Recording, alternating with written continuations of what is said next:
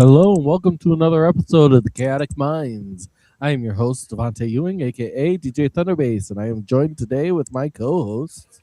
Hello, guys, girls, and squirrels. My name is Henry Montney, also known as Mayhem the Heart's Mace. Hey, how you guys doing today? And we will edit that shortly for the title, don't worry. And Visions, my friend. Hi, everybody's greetings and salutations. I am Dom, aka Dominant Visions, and today I'll be opening the third eye. And let's foresee what we got for tonight. I think Dark Trooper is coming to us live from a secret location, aka his bathroom. You lie! Oh shit, he's back! You don't know that. That's why they call it a secret location for a reason. Hello, I am Dark Trooper coming from you live from Secret Location, aka this dog. Oh, That's worrisome. And I am the Supreme Llama Overlord, coming to you also from a secret location, aka His basement. Mayhem's couch. wait, did I just see that for a split second on your Llama Overlord? It just showed my back. I don't know what you're talking about. Is that? Henry, he put a wireless camera on your couch. Damn it, Llama! How did you? Check the other side. When? The other side. I am secretly Mayhem's pillow. I'm worried. How did you do that behind my back? My third eye foresees that he's just 'Cause llama. You were distracted He's by like, us. he's just about everywhere, and he moves like a ninja. I am the Llama Ninja. I am very worried. How does this man of many weight move around so quietly but violently? Hey, whoa! We are not mentioning all my weight. That's why I said many We can mention some of my weight, but not all of it. Let's just put it this way: he's just everywhere. Damn it, Llama. I can see your ass from here.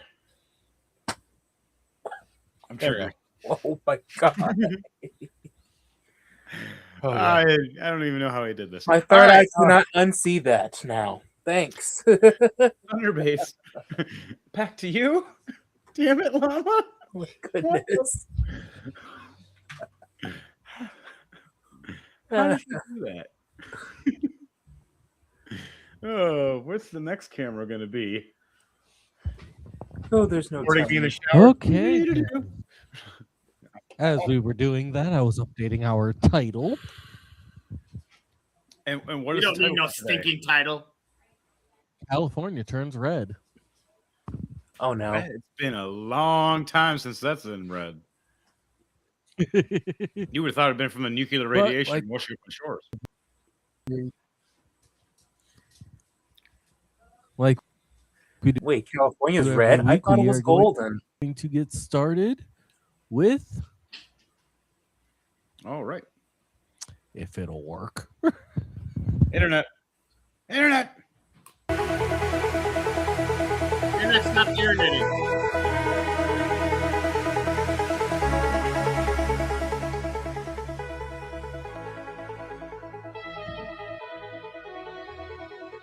He's in incognito mode. I can't see him properly. It's all blurred out. Face is blurred. Whoa! I'm really worried. He's a dude disguised as a dude playing another dude. On that note, though, hello, guys, girls, and squirrels. I am Henry Montney, also known as Mayhem the Heart's Mace. How you guys doing? On that note, when it comes to relationships and workships as well as friendships, the number one thing is I always state and say before everything, communication is key to all relationships of all sorts throughout friendships, being at work, knowing people, relationships, and such, even war. On that, you should always be communicating accordingly. So there is no miscommunications, no issues, no drama, no problems, no damn it llamas. But they exist. Besides that, Did I hear "Damn it, Llama"? you did hear No. damn, but you are a damn it llama. Disclaimer. Disclaimer. Cabaret Ooh, it's disclaimer. Ooh, Section. it's a disclaimer. Does it taste good? What's that taste like? I don't know. Cheese on a Strawberry turd. Gross. Damn I'm, it, I'm Llama. very worried about that when you might know what that tastes like. So damn it, llama. What the squirrel monkey? All right, on that, we have one here by Levi Nichols. It was a very interesting one that he had pulled up that I wanted to check out and show you guys, girls and squirrels, so it can help out with scenarios. Third eye. And when it comes to communication, He looks things like you need to do is Christmas. communicate with the ones that your significant others and people that you appreciate or respect or care about, or you say you do. Don't be dragging somebody along and using them. I've been there. It's not fun to be used and dragged along. I've people taking my kindness for a weakness way too many times, and no more. So on that note, we have Levi Nichols near and his dog Loki, which we all know we're all really watching because of Loki. But Thunder Base. Low key, watch for I Loki. got a new nickname for cheating women. Introducing Cheetara. Okay, that was horrible. Let's Chitara's get actually a DC Look at this, character. bro. Straight up caught you cheating on me, bro. Look at this shit. Wow. Chill. What do you mean? I caught you do cheating on not me. care at Chill. What do you all. gotta say? Bro, chill. What do you gotta say? Cheating on me this whole time. Holy what? Is she drunk? Another guy sleeping in my girlfriend's bed. She laid up in there. She's I don't know if you guys had this stuff happen to you before. I had this. Victim. I got my revenge in the proper ways, legally. Did she literally lay in the bed with the guy? Yep, sleeping and acting like they're still sleeping, even though they woke up and heard him. They're trying to play possum and act like they didn't. He's even gonna make the joke. There's a wild llama in our chat. Damn, Lies. I am not. 100 plus hours a week. Look at him. He don't even care. He's still laid up next to the But be faithful to you. cuddling and Plenty of opportunities I could have had. But I said no, and I didn't. maybe they're pulling the possum effect, you know? If I don't move, they won't see me. I took That's everything sad, I bro. That's had true. inside my house. Tyrannosaurus Rex effect. That's just Damn. Oh, see, Jurassic Park effect. If it does, we don't move, it can't see us. right, like a T-Rex.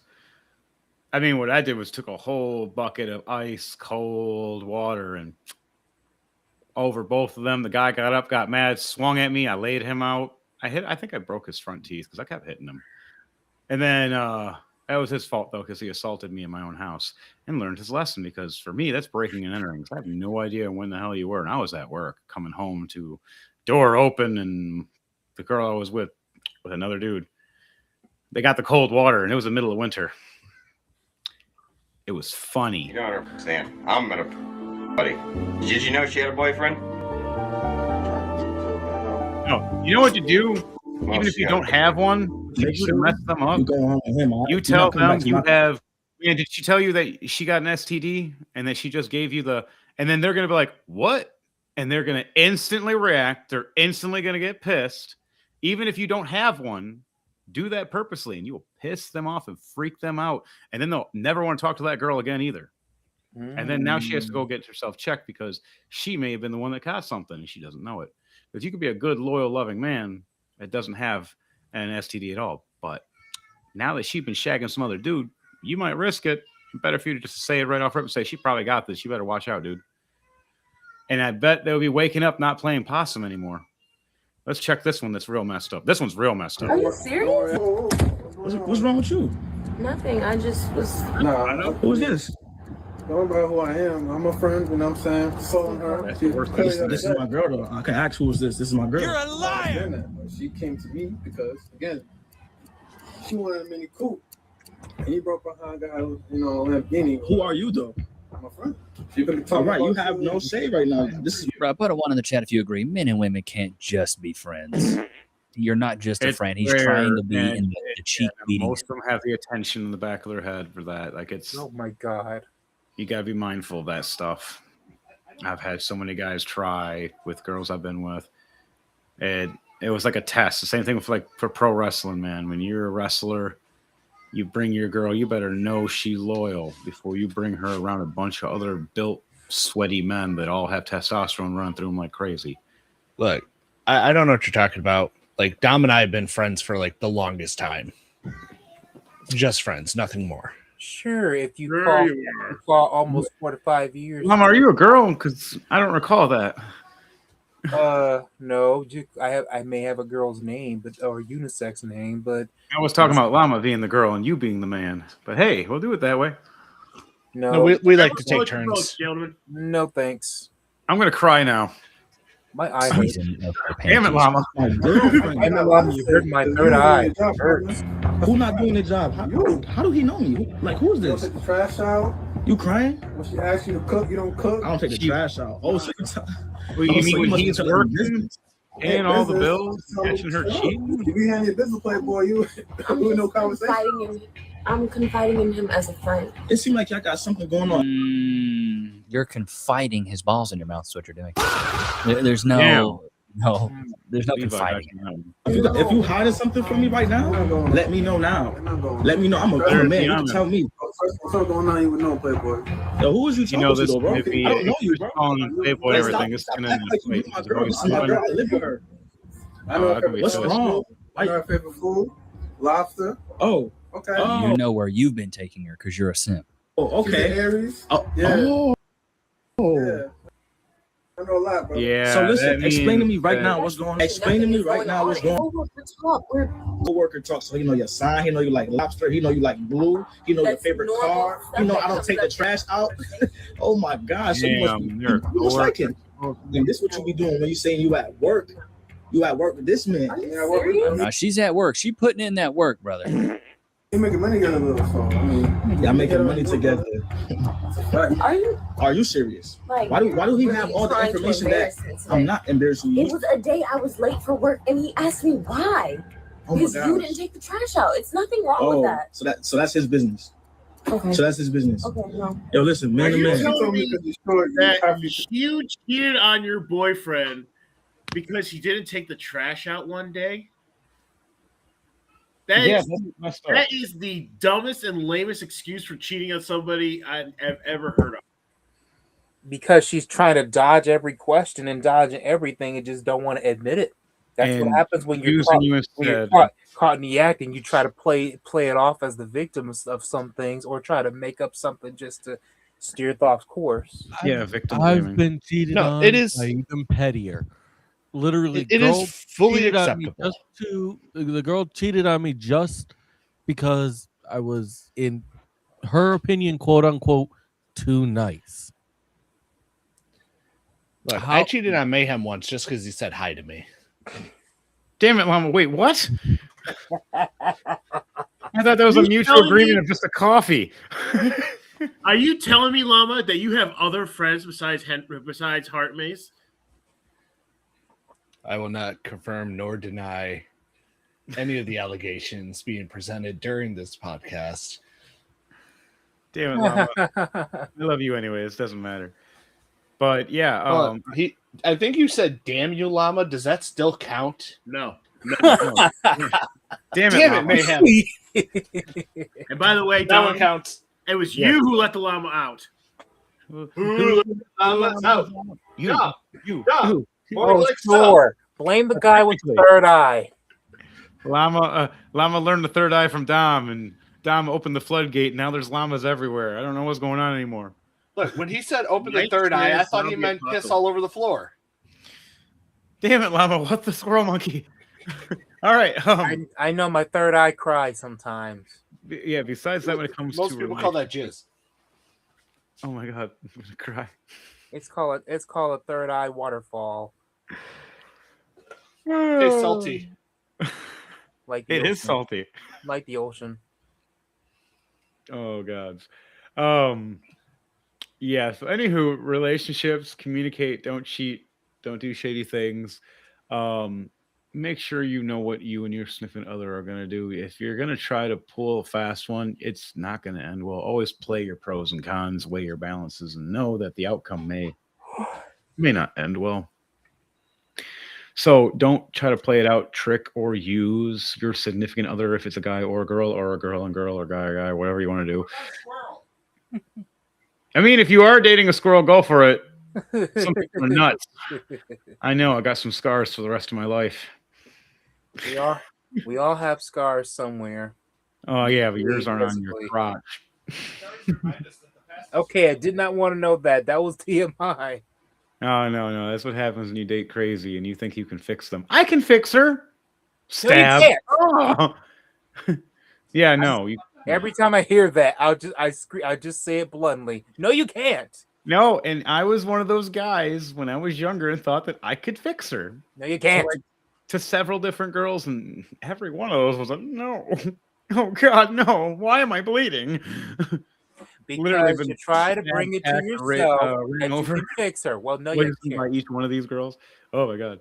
But that's enough on that when it comes to that. But yeah, when it comes to relationships, don't be shady, don't be lying, don't be tricking or using, because it's not going to end well. And then also, if the person is smart enough to catch and keep receipts and prove and that you screwed them over, and they play that against you in court, you're not only deemed a liar and a cheater forever, that's deemed in court, but you're also going to have to owe them money. And in religious terms, you have to pay them back double what they owe, or you have to be their indentured servitude to pay it back.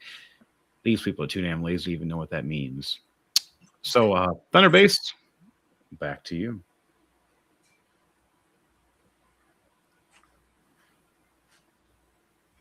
How about some lore? Story time.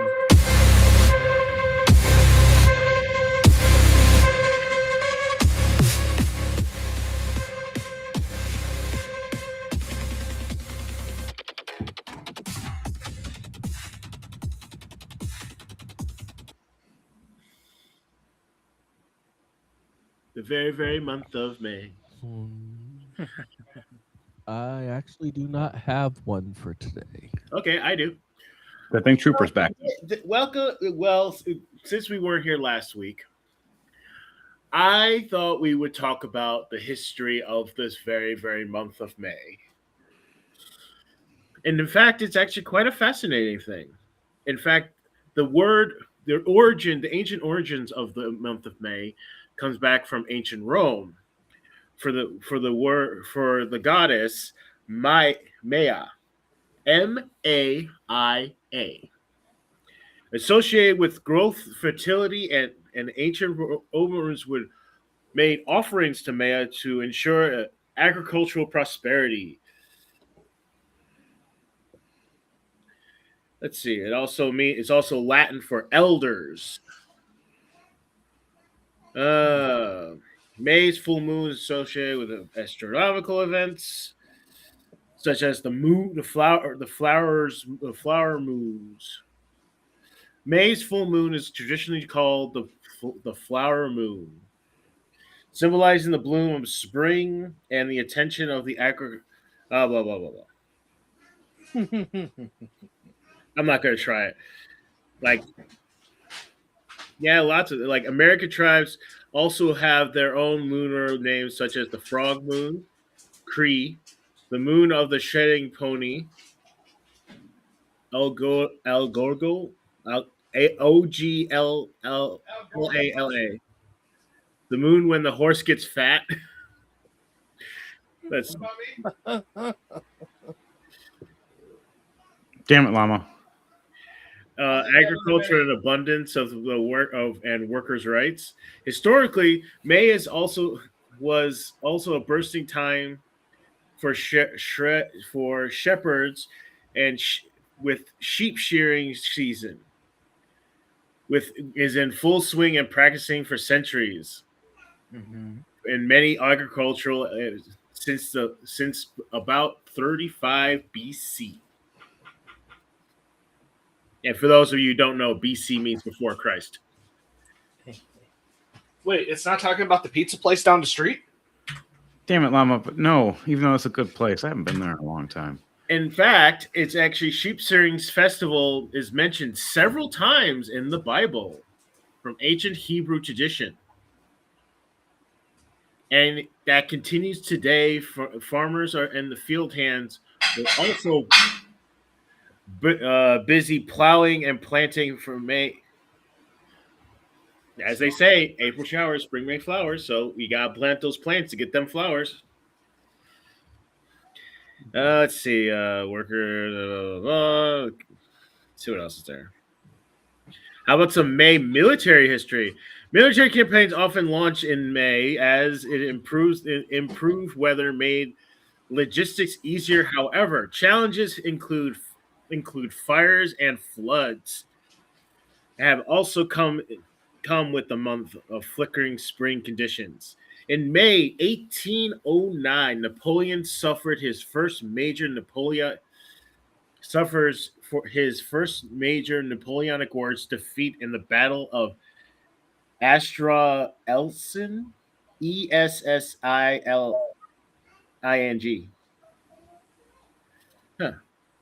Germany launches its Blitzkrieg invasion on May 10th, 1940, unleashing a rapid and devastating attack later that month, starting in May 26th. The British Army capitalized on the rare calm and sea of heavy spring rains to reduce air visibility to execute a remarkable evacuation of over 300,000 troops from Dunkirk. Let's see. May celebrations. Throughout the world, May is a celebration of a month of resilience, renewal, and traditional. Mexicans celebrate, for example, Happy Cinco de Mayo for those of you who celebrate that particular holiday. Right. Where parades and dancing honoring the 1862 victory over the French forces in Losos. LALS. Apparently that's the place. An annual rocket festival, Bon Bang Fu, marking the start of the rainy season and the blending of facility rights in celebration in the Pacific and across the Pacific on May 1st, Lay Day in Hawaii, where people exchange flower garlands. Isn't that already a thing in Hawaii? Laying they aren't they talking about the flower necklaces? Yeah, the lay. That's a thing in Hawaii. That's what lay means. It doesn't mean having sex. Just they put that on. Okay. And that's something they do for everyone that arrives to Hawaii. Once you get off the airport, they usually put that on. It's like an introduction. Yeah, I thought that was it. Some May provide proverbs and forgotten traditions, like the one I said, May April showers bring you flowers, is a 1567 English proverb poem that is about about what about the swamp? The swan and the bee in May is worth the load of hay. An English beekeeper proverb valuing May bees swarms dating to the mid-17th century, and Irish folklore warning against marrying during this month, and preventing marry in the May, and it's rue in the day. I never heard that one. One May tradition.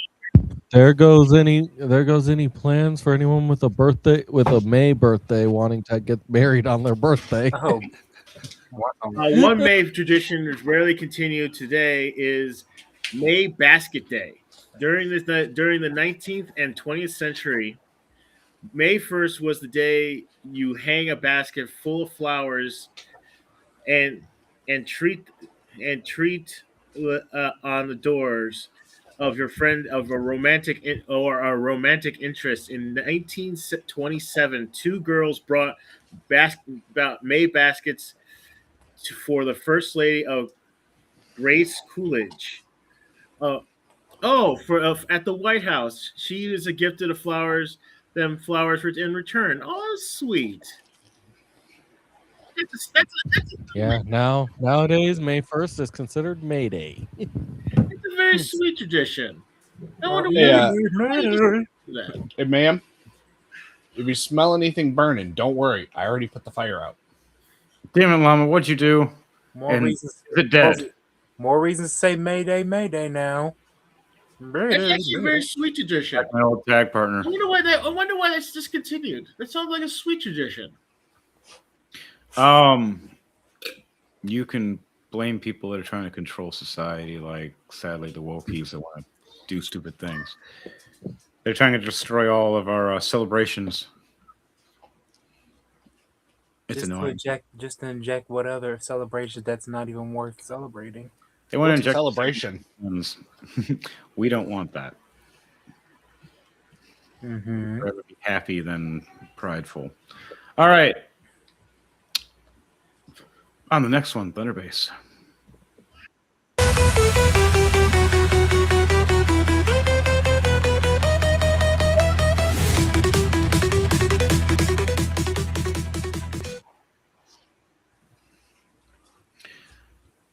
All right, I'm Supreme Mama Overlord. Let's do it. Don't Remember, talk kids, to chew people. your Don't food. talk with Don't your talk mouth with your full. mouth full. That's how Damn. you choke. There's a few things you can choke on. Food's not the only one. Anyways, Mayhem, you Yeah, know. Llama. Anyways, Oh my god. Oh, yes, I do choke people with it. anyways, so very important. Make sure you regularly check your outlets visibly. If you sometimes that your outlet can become damaged, and it's always important to make sure to get those replaced in a efficient amount of time. If this is something you can handle yourself, by all means, it is a simple process if you know what you're doing.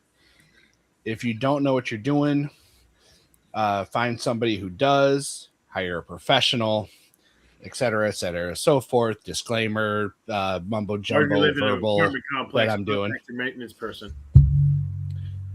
I used to be a maintenance guy. Once upon a time, back in the year 1907, Mayhem was a maintenance guy. Anyways, Those hotels. you do not want to go to the hotels that he used to work at. They had red lights all over and a big sign that said district on it. Damn it, Llama, but you're not wrong. You should have seen the boss that I worked for. She did that all the time. Oh, I'm sorry. Oh, anyways, remember, electrical outlets, electrical cables, all of it is very important to make sure you take care of all of it. When you go to plug something in, make sure you hold the plug properly from the base, insert it into the outlet. When you go to remove it from the outlet, make sure you are properly grabbing at the plug. Do not pull the cord. That's how you damage the cord itself. You could also damage the outlet. Be very careful about how you plug stuff in and remove it. And never, ever do it in front of a semi-truck. I'm confused. Wait, why do you do it in front of how do you manage to do? See, if you manage to do it in front of a semi-truck, kudos. And why are they driving through your living room? Because you live with Llama. I mean, fair point. So worried. Damn it, Llama. Why are you friends with Optimus Prime? That's why I'm friends with Megatron. Also, for scam protection, if you get text messages that you did not sign up for, don't do the whole, like where it says reply stop. Don't do that. Just don't reply to it. Click on it. Click block and spam or report for spam, and just do that. Don't reply to it in any way, shape, or form. You could ultimately be verifying that your phone number is an actual functioning phone number, and then they might give your number to other people. I had a nice bite of my burrito. Oh my gosh, so good. Damn it, Llama. What? I am making sure to somewhat chew my food. It's fine. As he drops to the floor choking. The llama's down here to keep an eye on me. Sir Llama the second. He'll just eat your food and then eat you. Well, I mean, he would have to get the food out of my throat in order to eat it, so therefore saving my life. Possibly. After he's eaten the food that remains on the plate. Yeah, that sounds exactly about right. He would eat your food first. Then he'll come to save you. If you're Hopefully he uses a proper CPR method as opposed to just trying to put his tongue down my throat to get it. You know how dogs are. It's so horrible. All right, so that was Safety and Scam Protection by Llama, the Supreme Overlord, and by the gods and the holy squirrels. The fuck. This burrito has cream cheese on it. It is so good. It's scrambled eggs, bacon bits, and Kobe and Jack cheese with Baby Ray's barbecue sauce and ketchup. Damn it, Llama. Well, birthday time.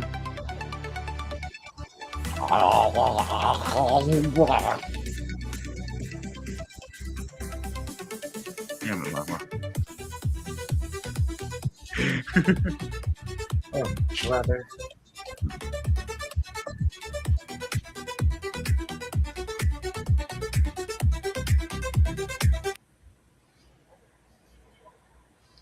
And we are going to be starting on the 29th today, April 29th, with Willie Nelson, 93. Country singer, activist, poet, songwriter, actor, and author who helped create Farm Aid. Best known for one of his biggest hits, On the Road Again.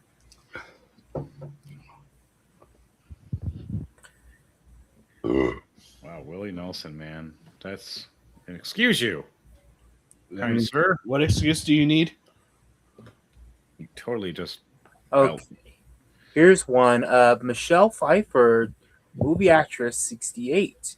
She's best known playing for Catwoman in Batman Returns, and other films such as Hairspray, The Witches of Eastwick, What Lies Beneath, Wolf, and Sinbad, Seven of the Seas. Which Sinbad we talking about? The animated one. She plays the goddess Eris. You guys ever played the or watched the Sinbad? What was it Pirates of the Dark Water? From the 90s. It had 1.5 seasons, and they tried to say it was 2 full seasons. Now that one's kind of vague, but I think I somewhat know what that one is. I owned it many years ago. I still own it, just haven't watched it since because it was so disappointing. All right, next birthday on that. I'm still waiting for my phone. How about Jerry Seinfeld? I'm not giving you another 72. Ooh. Damn it, Llama. Comedian and actor who also co-created, wrote, and co-starred in Seinfeld sitcom. And the lead character in DreamWorks, the B movie. What day are we on? Mm-hmm. The 29th. Tomorrow. Damn it, Llama.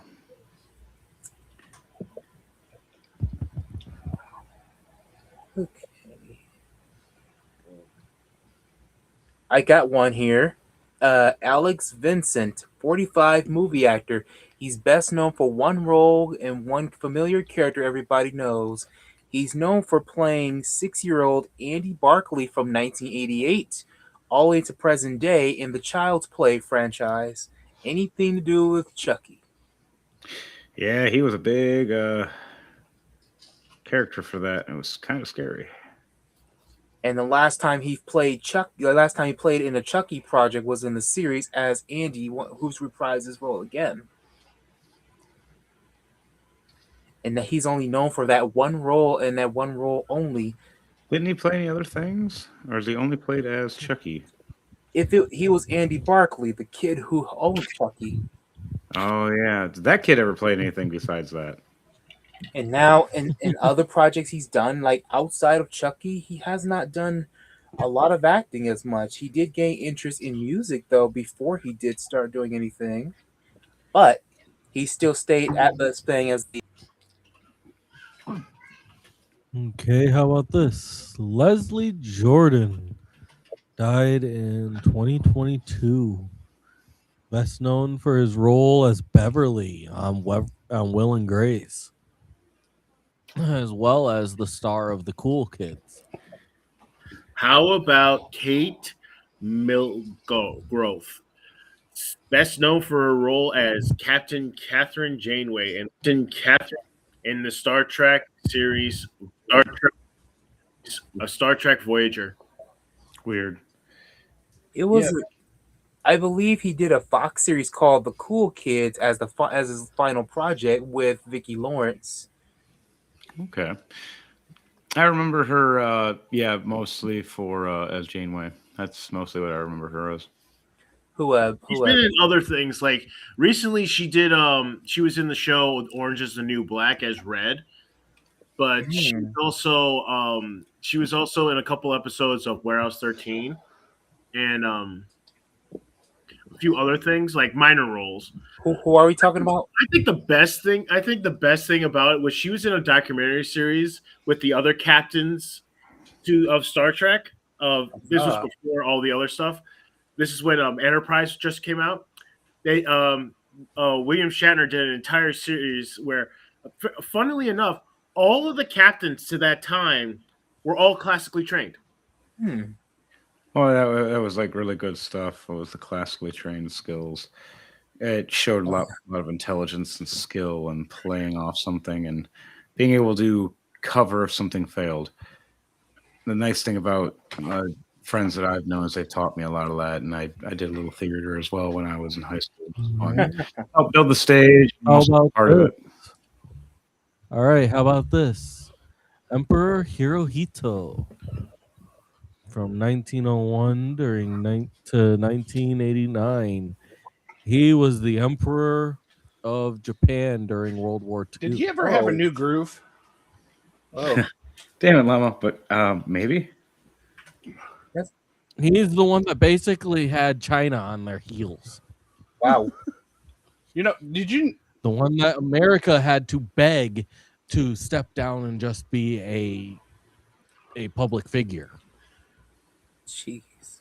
Well, also the thing is the Chinese were also fighting. This was the early stages of the Chinese Revolution, so that's one of the reasons why the Chinese didn't really fight the Japanese. The Japanese were messing the Chinese up. Yeah, like literally Japan took over all of the other Asian countries and were about to overtake China. Back in the 4th century, Japan introduced itself to China as the land of the rising sun. And then in 1945, America showed Japan they could make the sun rise anywhere twice. That was so dark. Damn it, Llama. No, it was very bright. Oh, I love you, Japan. I love Gundams. Don't hurt me. Whooping Gundam style. That's Korea. No, that's Korea. And that's actually based off of a high elite location in Korea known as Gundam. For the record, I didn't follow the words of the song. I said Gundam. I know. It's not Gundam. I though, know. It's Gangnam. You just messing with you. All right. Hold on. Wait. Hold on. What do you mean you'll show me a rising sun? Damn it, Llama. Jeez. Wait, what do you mean did I get a good day off today? I haven't had a day off in 13 days. No, he's not joking. Okay, let's do a couple more and then switch on to the next one. Yes. I got one. Uma Thurman, movie actress, 56. Best known for her films such as Pulp Fiction, the Kill Bill films, Historical Blindness, and the role of Poison Ivy in Batman and Robin. She's also known for playing Medusa in Percy Jackson Olympians, The Lightning Thief. It was her. I want you to say her name 13 or like 5 times fast. No thanks, not happening. And also, chat. My day off is tomorrow. Finally, he gets a Right? day off. Yeah, the whole singular one, and then it's 6 more in a row. Oh, I don't miss those days. Daddy needs a new treadmill. He's not joking. Okay, rounding off the 29th, we're gonna Dude, Dale Earnhardt Sr. Ooh, 1951 to 2001. interesting. Died to a car crash during the Daytona 500 caused by Jeff Gordon. Earnhardt Jr. never let Gordon live that down. Oof. I don't know why, but I just took off my pants. Damn it, Llama. What the? Yeah, no, that's what I'm wondering. Like, I was just sitting here, I'm like, wait, why did I just take my pants off? But we're moving on to 30th now. I'm really worried. Started off with rapper Travis Scott. 35. Jeez. Damn it, Llama. Oh my god. Yeah, he is the artist that brought us Fiend. That viral song that's been going. And yeah, and he's also responsible for the I think some of them call the Astro World concert. I think that's what he called it in 2021. Yep, and he's also the reason for the Travis Scott burger. Yeah. I got one. Kirsten Dunst, 44. Why do I Movie know that actress. name? She's best known for movies such as Interview with the Vampire, Jumanji, Bring It On, Small Soldiers, Spider-Man, and the voice of Kiki Delivery Service. I'll show you my small soldier. Wasn't she in Jurassic Park? She was Gwen, wasn't she? She was Mary. She was Gwen. She was in Mary Spider-Man. Jane Watson. Mary Jane. Mary Okay. Jane. I couldn't remember if she was the blonde one or the redhead. Redhead. She's the redhead, Mary Jane Watson. Which was funny. They had the blonde play the redhead and the redhead play the blonde. Because there were two versions of Gwen. The Tobey Maguire film version was, I think, Who played the brunette? I think it was Bryce Dallas Howard or Dallas Bryce Howard that plays What? Gwen Stacy, or was it Felicia Hardy? One becomes Gwen. That one is a tragic ending where he actually kills Gwen by trying to catch her with the spider webs. But That where you're she talking stops, about. her You're neck talking breaks. about Emma Stone, who played Gwen Stacy. Yeah, but then there's the other Gwen, which is Spider Gwen, which is the universe where she gets powers and survives and doesn't have a horrible death. Well, we And then won't she know. becomes a spy. Venom. It still remains to be seen if she's ever in a live action. The Spider Gwen will be in a live action adaptation. They would have to have a. Well, I knew a girl that me and Thunderbase here were actually working on a movie with, which We were going to be a part of a Miles Morales Spider-Man live movie, action. and it was- ad Gwen. Yep. And that girl was like perfect for the role. She looked like Gwen Stacy. She even did the walk and crawl. Yeah, then she went into porn. Oh, her. Yeah, I she think went into porn. I was going to make a joke, and then the porn comment made it too Yikes. accurate. It was accurate because that's what she went to California for a cast, and it was a casting couch, and she didn't realize, but she took the role, and we've seen her on the internet later. Well, I was cast as an extra at the time. This was way before I met you guys. You would have met us on the stage because we were working and we were doing all the stuff with them and all the stunts. The only thing we had like a issue with was the stunt man that was supposed to look or copy the other guy as Miles Morales was like twice the original guy's size. So we had to do the shoots from a further distance to make him look the same size, and it didn't look right. For the record, Mayhem and I met on his cat stand couch. Damn it, Llama. I don't remember. You don't remember a lot of things from those days. Wow, that one's really cool, Thunderbase. But yeah, lost my train of thought. Damn it, Llama. All right, let's shift over to the next day. I think I'm doing pretty good today. It's been less than an hour, and I'm already at 25. I'm trying to catch up for last week, not having any. One more for the 30th. Yeah. We'll do Gal Gadot, 41. Oh, Gal Gadot. Yeah. Like I could say that properly. Try to Wonder say Woman. that 5 times fast. She's known for playing. I'd say Wonder Woman. I will not. She's. I'm sorry, but the live action of Snow White does not exist in my book. The hell? It's, at least the Disney one of Well, you can say before her fame of that Interesting. that so-called fame turned You did. infamy debacle, she was at 19 years old. She was winning the national Miss University pageant.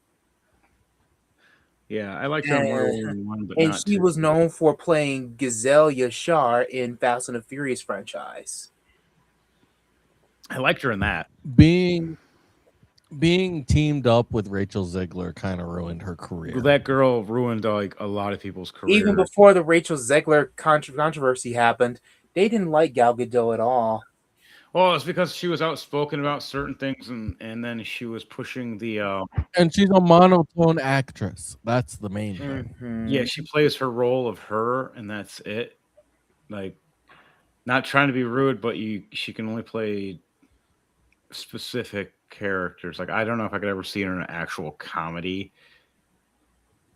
Like, I don't know. Like, she's better off in the serious acting side of things. Yeah, she is a serious woman actress in that kind of manner. She is not a comedic or goofy or chicken. Damn it, Llama! But yeah, you're probably right. Not even romance. Yeah, I like the other live action Snow White was a little more accurate, kind of like a D&D-esque style, which actually had the girl from. You mean Snow White and the Huntsman? Yes, I like that one because that one was fun, action packed, and actually had like some like actual story to it. That one's based off of the real Brothers Grimm version, Isn't that film? They had to go through a Isn't that lot the of Snow White copyright film to be version able with to do Kristen it. Stewart? Chris Hemsworth. He was playing the Huntsman. And Kristen it was Stewart actually really good. I enjoyed it a lot. I don't care what Kristen anybody Stewart says. was Snow White in that version. Yeah, the girl that played in Twilight and stuff. She Charlize, yeah. She actually did good in that role. And then I like how the dwarves were and how the fight scenes and stuff because it was more like as Thunderbase just said. Let's move on to May 1st. All right. Here we go. But Thunderbase was correct. It's like it was more accurate. And we're gonna start off May 1st with Tim McGraw, country singer. He's 59. Oh. Very nice. Mm-hmm. Load. He's also one of the stars of. He was one of the stars of the film Tomorrowland, which hilarious has nothing to do with the actual music festival. Oh. That's funny. We got an actor right here, Jamie Doran, 44, movie actor. Oh. That's a familiar name. That's a familiar name. Yep, he played a role in the Huntsman of ABC's Once Upon a Time. Good show. And 2011, then he played 50 Shades of Grey, which sadly was not a good thing because. Oh God! Wow, I just got randomly for a second. So you said Christian Grey, I knew exactly what that means because that was the after that film he was not casted a lot as much. Yeah, he wasn't casted in much after that, except for in Robin Hood. Like, and then that's about it. Like that 50 Shades of Grey messed him up because the sheer fact is that book, the lady that wrote that book has no idea what BDSM is. And then I watched the interview with her with a real BDSM mistress and how she ripped her apart for making 50 Shades of Grey. She's like, because of you, a bunch of girls are being hurt now and put in the hospital because you don't know what items to use during this kind of stuff. And you get people injured. And here's a little something I learned.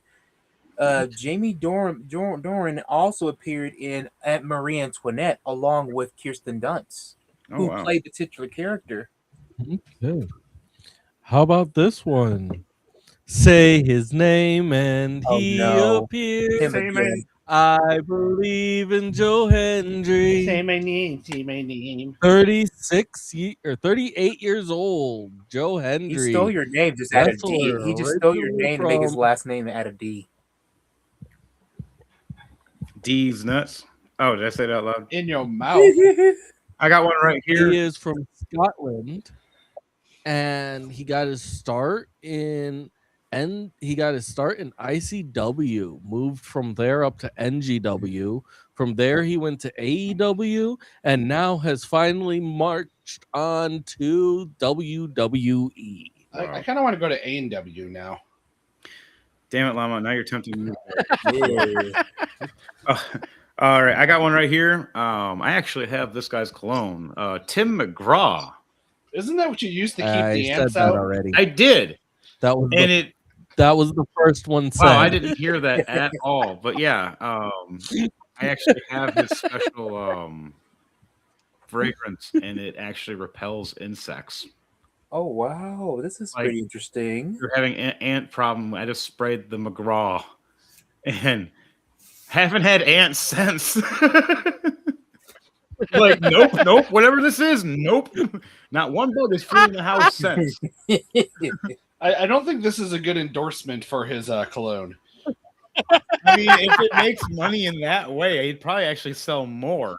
Does it at least smell good? Yeah, well, I like musk. I like musky smells.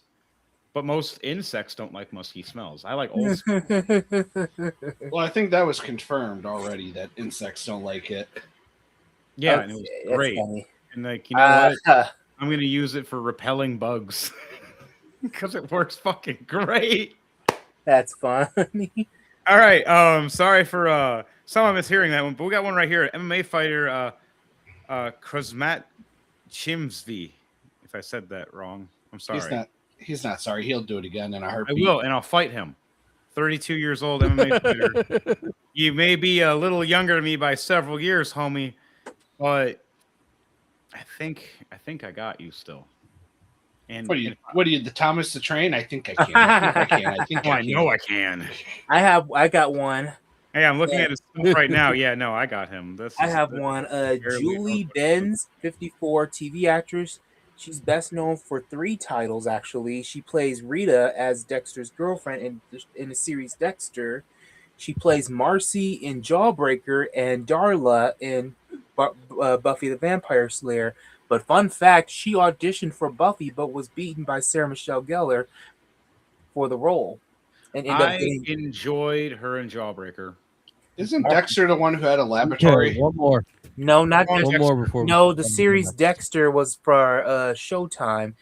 He's basically, I think, a mortician, I believe. No, he was like a cop agent guy that would trick and find the evil serial killers, predators, and pedophiles and kill them in horrible, atrocious ways. My wife owns the whole complete series. It's one of her favorites, and it scares me sometimes. Oh, and fun fact: Sarah Michelle Gellar appears in a prequel, which is okay. One more before we move on to the next. One more. I think my Dexter's Laboratory joke went over your guys' head. No, I completely understood it, but I was just like trying to correct for the sheer fact of those two people should be separated for a reason, unless it is Dexter when he gets older, which is very scary. All right, is there a character named Dee Dee? In Dexter's lab? Yes, that's his sister. No, I meant in the later one. In the Dexter's TV show, that's the killer. No. Maybe a lady with a D in her name, but I don't know. All right, Maybe she just had double D's. Damn it, Llama. We're gonna go to May 2nd now. Saw that coming. Hold on, wait. Hold on. What date are we on? May 2nd. May 2nd. I actually have I have one for this one. One more. I said one more for the first. Okay, well, I got the first one for the second because it's an actual local, somewhat celebrity. I always say the first. Okay, for May 1st. Local celebrity after Llama. Fine. So May. You said one more for May 1st. Yeah, one more. I got one. Yeah. If no one else ain't got one yet. Do it to it. Joanna Lumley, 80, TV actress. She's best known as Aunt Sponge in James and the Giant Peach. And she is a supporting role with Anne Hathaway in Ella Enchanted. She also appeared in Corpse Bride. Nice. Which is the two projects she appeared in by Tim Burton, which is James and the Giant Peach and Corpse Bride. All right, Thunderbase. No. Moving on to May 2nd, we're going to start off with Dwayne "The Rock" Johnson. Oh, you got it. I did. I knew he was going to choose that one. WWE wrestler all the way back from the Ruthless Aggression era. I enjoyed him a lot in some of his movie roles recently too, as he's played. I remember growing up. Rumor has it he's gonna be Maui in the live action of Moana. I've seen. He's already provided the voice in the animated version in 2016. So yeah, it makes sense. Yes, but the voice versus visual is completely different. Yeah, and then there's a lot of talk about the wig he was wearing for Maui. I've seen it. I've seen the wig and stuff and him on it, and it actually because of how they did it, because the CG they make it look like it's like more authentic. It just after you seeing him bald for a decade plus, It's and then not. seeing- It's weird. not the same as he was when he did Scorpion King, Yeah, that's different. hair wise. I actually Yes, liked but that Scorpion was King. still back during Hollywood Rock era. Yeah, that's when The Rock still was learning acting. Then when he was in acting, he was inserted in a lot of family friendly Be films. Cool. Or That's actually where it got better was because of he was in the movie Be Cool. He's Hercules. Yeah, I loved him in as Hercules. He did great as Hercules. I like how they did the lore and they mixed it with like reality and fiction. Then And, there's like, other action films he's history. done, such as San Andreas. No, not the Grand Theft Auto. The Fast and Furious franchise. Oh yeah, he played the Rundown, Walking Tall, Scorpion King, and the not so Jumanji video movie. game adaptation of Rampage. I enjoyed it. What it was.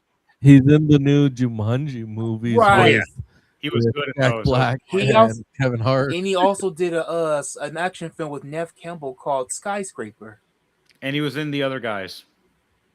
Now And Race to Witch Mountain. he was. Oh yeah, that was a good one He too. made a cameo in that one, if I'm not mistaken. He was the cab driver. No, he wasn't a cameo. He was in it. In that one, he was in it a lot. He was the cab driver that drove the alien. He was one of the main characters. He's the guy that got them across. Yeah, they were town. in the cab with him the whole like 50% of the movie or more. The whole Makes meme sense. of them saying something and him looking back going, that meme's from that movie. And also how dark that meme Yes. gets. They kind of insert him in a lot of buddy cop stuff too, and they kind of insert him in a few Disney films. Well, yeah, because he's actually really good at the whole buddy cop thing. That's something I can't wait to do with Drew. He says he might be joining us tonight too for the podcast when he gets home. He was and then of Just course remember- he's inserted to some Disney films. I mean, other than Moana, there was Right. Game Plan, and then there was the Tiger Cruise and Tooth Fairy. Tooth Fairy. I don't think was Disney, but then he was He was guest still in starring. it. He was. Didn't he? Yeah, he's still the Tooth Fairy. He even All right. guest starred in Hannah Montana and Corey in the House. Got one right here. Christine Barskin, movie actress and TV actress. Big Bang Theory, the Good Wife, The Good Fight, Chicago, Into the Woods, Addams Family Values. Ooh, Yeah, so she was in quite a bit, and that's just some things that she's known for. that was a pretty. She's also Martha Huvier. She's Martha Huvier. Wow. Oh, I did not know that. wow. That's really Yep, cool. she's Martha Huvier. She was nominated for awards for her performance for Chicago and How the Grinch Stole Christmas. Yep, I remember her and How to Grinch Stole Christmas. She was the teacher. She was the Grinch's teacher when he was very young. She was she was the love interest. I thought that she was the teacher. Yeah, she's Martha Huvier. Okay, Yeah. yeah. She's Martha Huvier. Oh yeah. I'm She sorry. was Jim Carrey's love interest in the Grinch, in that manner. Okay. I thought. Okay. In fact, that was probably the most she ever showed her bustiness. She barely ever showed it. She was actually very keen on covering up her boobies. That's cool. Except for that movie where Jim Carrey went all out.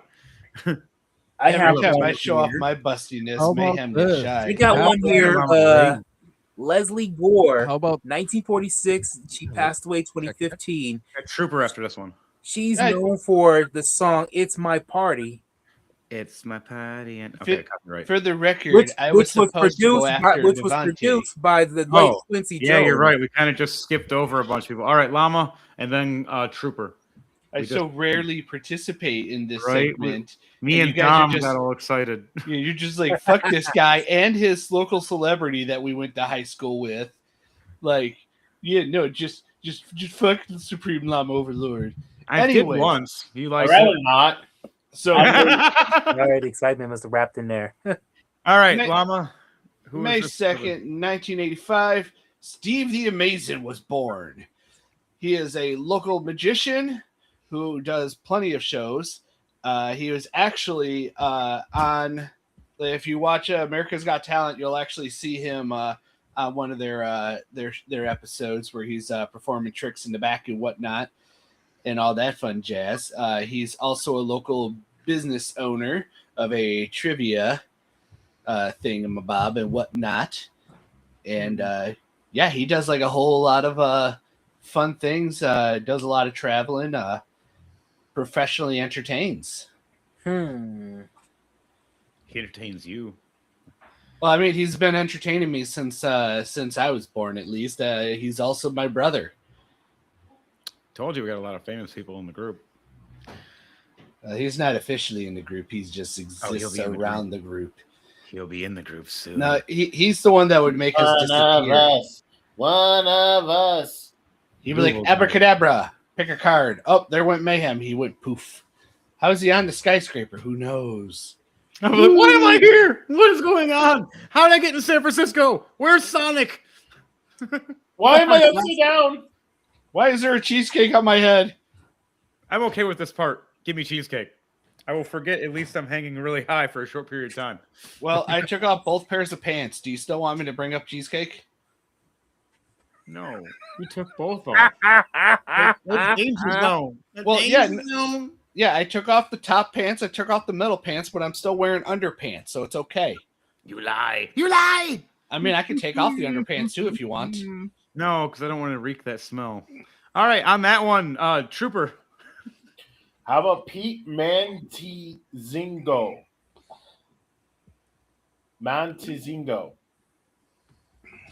Best known for as he's a TikTok star whose main claim to fame is has 14. He does a lot of videos with his mom, and he brings a lot of he does a lot of content that brings up. Is he the one with the trombone and the midget mom? Yes.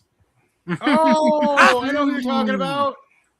Good one. Why is it we know from that? Hold on. I'm gonna say that is such a deep thing. I don't really know a lot of famous people, and who a lot of celebrities are and whatnot. As soon as he said that, I was like, "That's who that fucking is." The same. The funny I had thing no is- idea until you said that. It's like, you know what the really fucked up thing is that people say that he's adopted by his family, because how the hell is his whole family are all little people, and he's the only one who's actually normal. genetics. It's happens. genetics. You'd be shocked.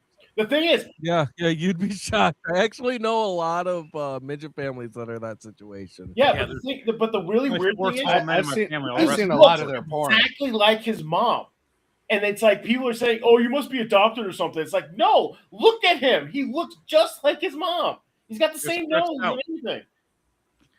But it happens that way. Like most of the Yeah, men in my during- family are short, and the only tall ones in the family are me and my uncle and my other uncle, and then my dad. Yeah, like there are only four of us that are over like 6 foot and over. All the rest of the men in my family are like 5'5" and short, angry Wolverines. So I'll show you my short, angry Wolverine. you have it. It's terrifying. How about this Put that one? thing away. It's illegal, at least in Canada. Should I How shave? about this one? Catherine the Great, Empress of Russia. Damn, I didn't know that they had an Died in empress still. 1796. No, she was back before when they had a monarchy. She died in 1796. Oh, okay. I was gonna say, I'm like, whoa. When did they get back to going to kingdom and queendom and emperors and stuff? Like, whoa. Quite some time ago. Speaking of royalty, how about Princess Charlotte of Wales? She's 11 years old. Now, are we talking like humpback whales, sperm whales? Which whales was she queen of? Or is it like all of them? At that age, You I know was exactly what whales I'm talking about. Wales, as in Wales, England. Wait, okay, whoa. We can't call them whales. They're full-bodied. Damn it, Llama. That's not what we're meeting. But where's your friend from Wales? How about DJ? No, the grenade. DC Young Fly, 34 years old, best known for his recurring role on Wildin' Out. Apparently, our chat is a T-Rex nugget at 5'4". That's all right. At least you're still taller than my wife. She's 4'10". She's actually declared a midget technically because she's at the very height of a tall midget. Or is that dwarf? I mean, sorry, tall dwarf. Oh, I don't know if you can call them. They're So I little married people. a dwarf. Does she I love dig Lord of the holes? Rings. What? Does she dig holes? Is that why I hear you yelling late at night, casting different weird spells? Man, she like digging a hole.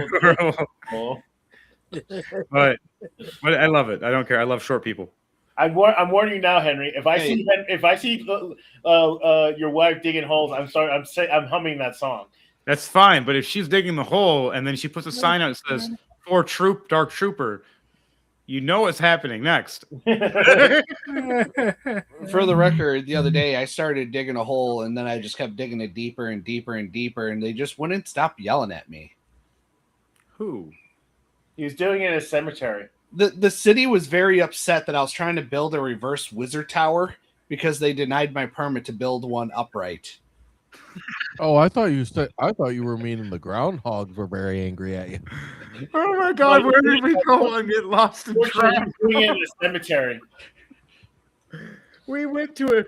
Moving on to May 3rd. We're gonna start that off with James Brown, soul singer. Get up, Died 2006. Talking about, oh my God, I got the next one.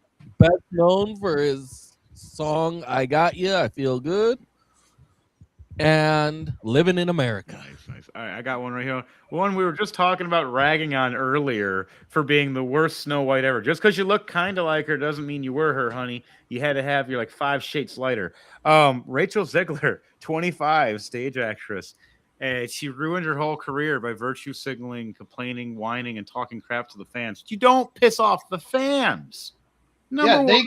Fans keep you nice and cool.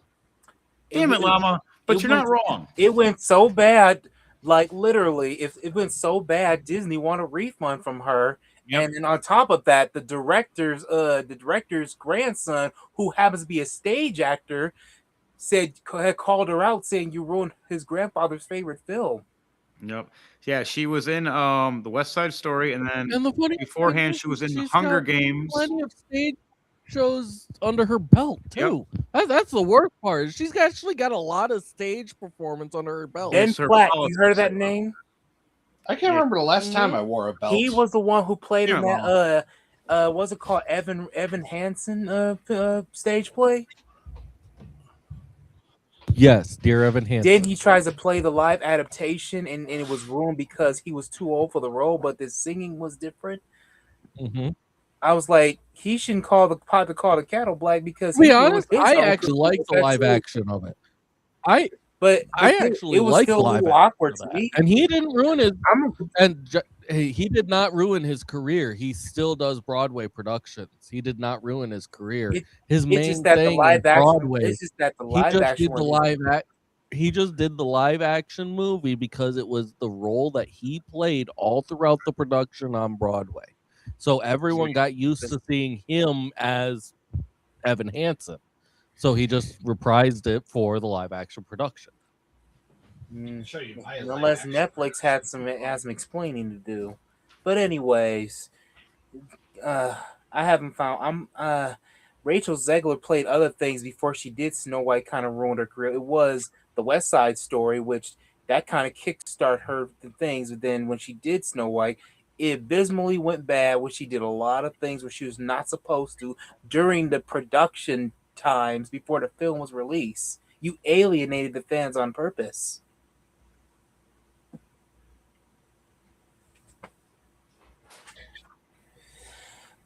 Anyways, I think I've got one. Bing Crosby. Ooh.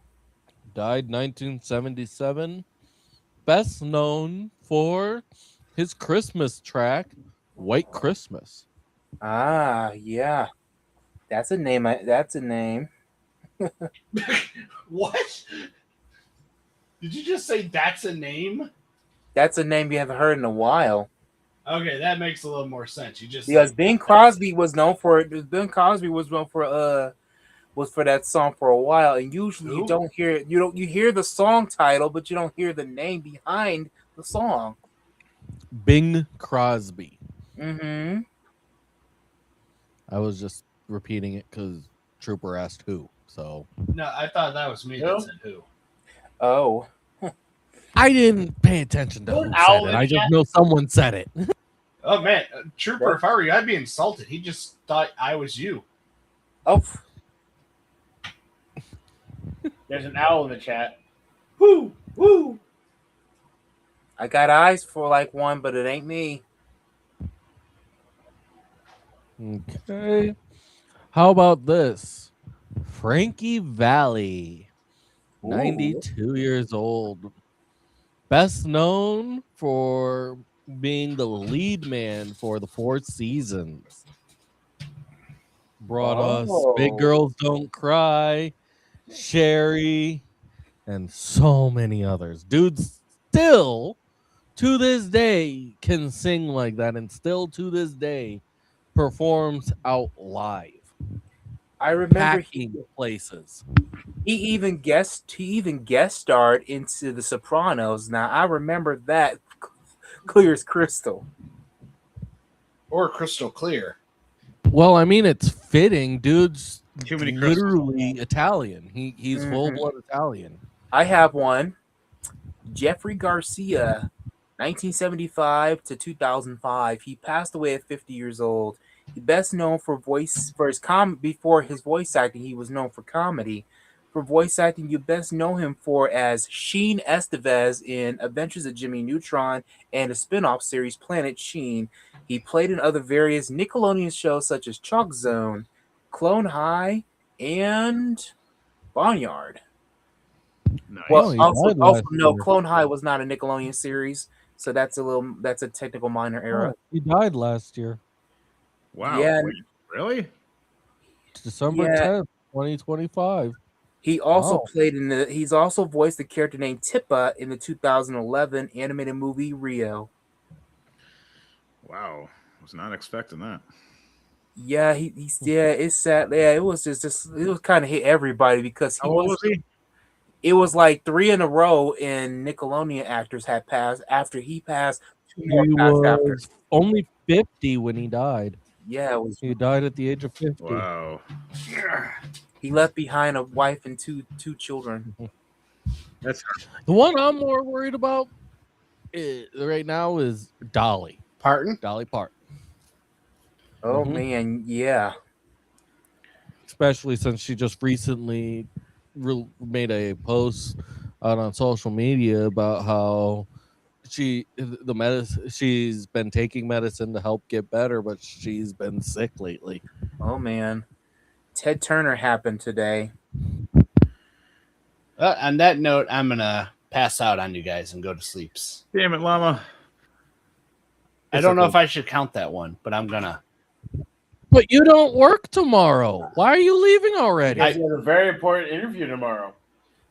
He does. Or we could not talk about that. It's the interview with my dick. Okay. Oh no. Nobody needs to know about how I'm going to talk into your microphone, okay? Yeah, that's what it looks like when I pull it out. It is highly inappropriate to talk about on here, okay? Okay. I won't pull it out and show how big the microphone tip is. My God! As I go testing. Yeah. I've actually been looking into having it reclassified as a megaphone. Oh my God. It's like The Longest Yard. I'm like Goldberg, and you're like, why don't you hit him with that?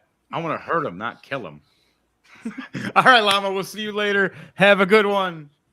Good morning and cheesecake. Okay, we're gonna go on to May 4th. And I've actually got a double one for this one. Ooh, double whammy. Off.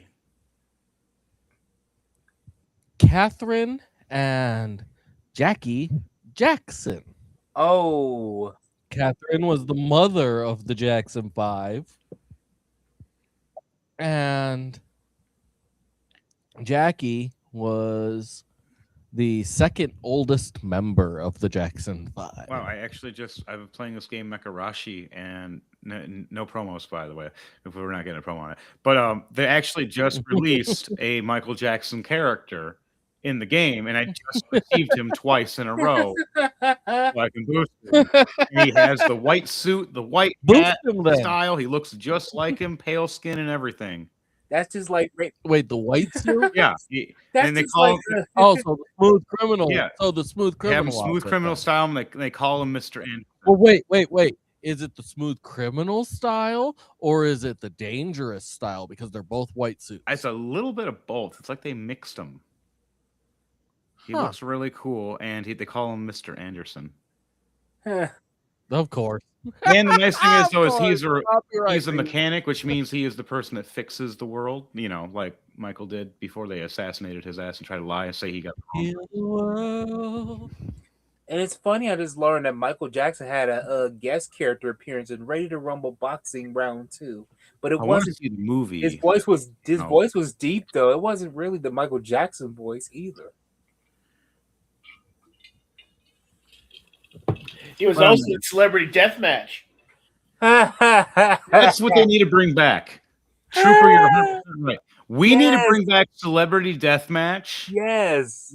With all the new like technology that's out today, and it would be great because people would unite on watching the celebrities in a AI form or clay form or computer form or something. Claymation was actually Beat good. the living crap out of each other. I used to wait. And Well, get excited AI to- kind of already is starting to do that. Well, they can As make they're it again. starting to create martial art fights between celebrities, like the most recent one, Chuck Norris versus Bruce Lee. That was a good one. A rematch? The proper rematch. How about William Altern, 56 years old, best known for his role as George Oscar Blue from Arrested Development. Oh. He was Good also show. as in the Teenage Mutant Ninja movies. He was Mr. Pinkman in Despicable Me, and he was the lone gunslinger Vulture in Ice Age Meltdown, and Batman in Lego Movie. Nice. Are you talking about Will Arnett? Yeah. Oh, don't forget he's the voice of Sweet Tooth in Twisted Metal. Oh, that's cool. I like Twisted Metal a lot. He voices live the action. character while Samoa Joe embodies the character. Right? Samoa Joe is just beastly. All right. He's also- I've watched him for so many years wrestling. I love Don't how he forget also Will Arnett is the host of the reality show called Lego Masters, it's a game show. Nice. All right, let's go to the next one. I got Audrey. All the talk of all. Go ahead. I was just gonna say that all this talk of Lego has me thinking of the Lego Ninjago movie. I enjoyed that movie. The enemy of it when the son and him get back, when they finally actually communicate and make reference that he's his father. That whole thing just hilarious. That's funny. Wait, Lloyd? Yeah.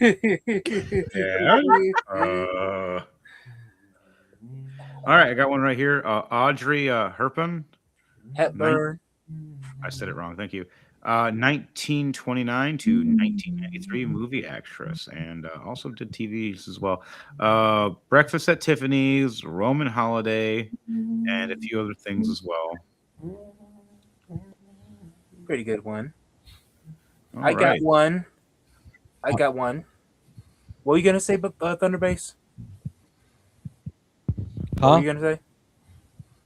I was getting my mic on so I could be ready for the next Okay. one. Shameik Moore, TV actor, 31 years old. That's known for voicing Miles Morales in the Spider-Man to the Spider-Verse films. He's also known for other titles such as The Incredible Crew, which was a skit series created by Nick Cannon, The Get Down, a Netflix series, Dope, a 2018 film, and I Am the Beat is his mixtape in 2013. He started before his fame. He started out as a character in Tyler Perry's House of Pain. All right, I got one.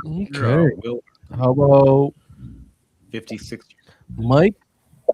Go ahead. What were you saying? I was saying Will Arnett, 56, TV actor for Arrested Development, Teenage. Oh, we already did that one. Oh wow, how did I miss that? Thank you. Go ahead then. We were just talking about Twisted Metal. He was in that one. Oh yeah, you're right. Okay. I'm wrong. How about this? Mike Dimpt. Or Dimpt. He is the bass player for Green Day. Ooh. Nice one. Didn't he help write American Idiot? Yes. Huh. Nice. That's It awesome. was a combination between him and Billy Joe Armstrong. That's awesome. I like the idea. I have one more from my end. Rosie Taylor, 1944, 2019. She is known for being a voice actress for the voice of Minnie Mouse. Other Disney characters such as Huey, Dewey, and Louie, and Webby, Vanderquack, and DuckTales. Martin from The Simpsons. Chip from Chip and Dale Rescue Rangers. Ooter in The Simpsons, and Sherry and Terry from The Simpsons. Wow, that's a lot. So she provided 4 characters in The Simpsons until her passing in 2019.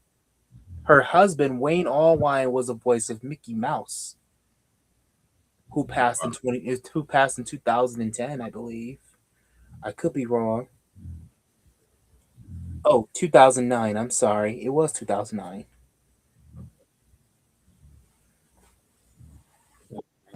Okay. Are we on the 5th? How about Mick Mars? That's next. 75. Okay, Mick Mars. Mars from the metal band Motley Crue. Ah, that's the Tommy Lee band, isn't it? Isn't that the same band Tommy Lee was in? Vince Neil. Don't remember. Vince Neil was the lead runner of that. Tommy Lee was the drummer, right? Yes. Okay, I thought so. All right, let's do one more before we go to the 5th.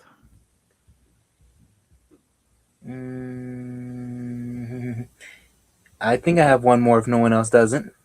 All right, go ahead. We have Randy Travis, 67, a country singer.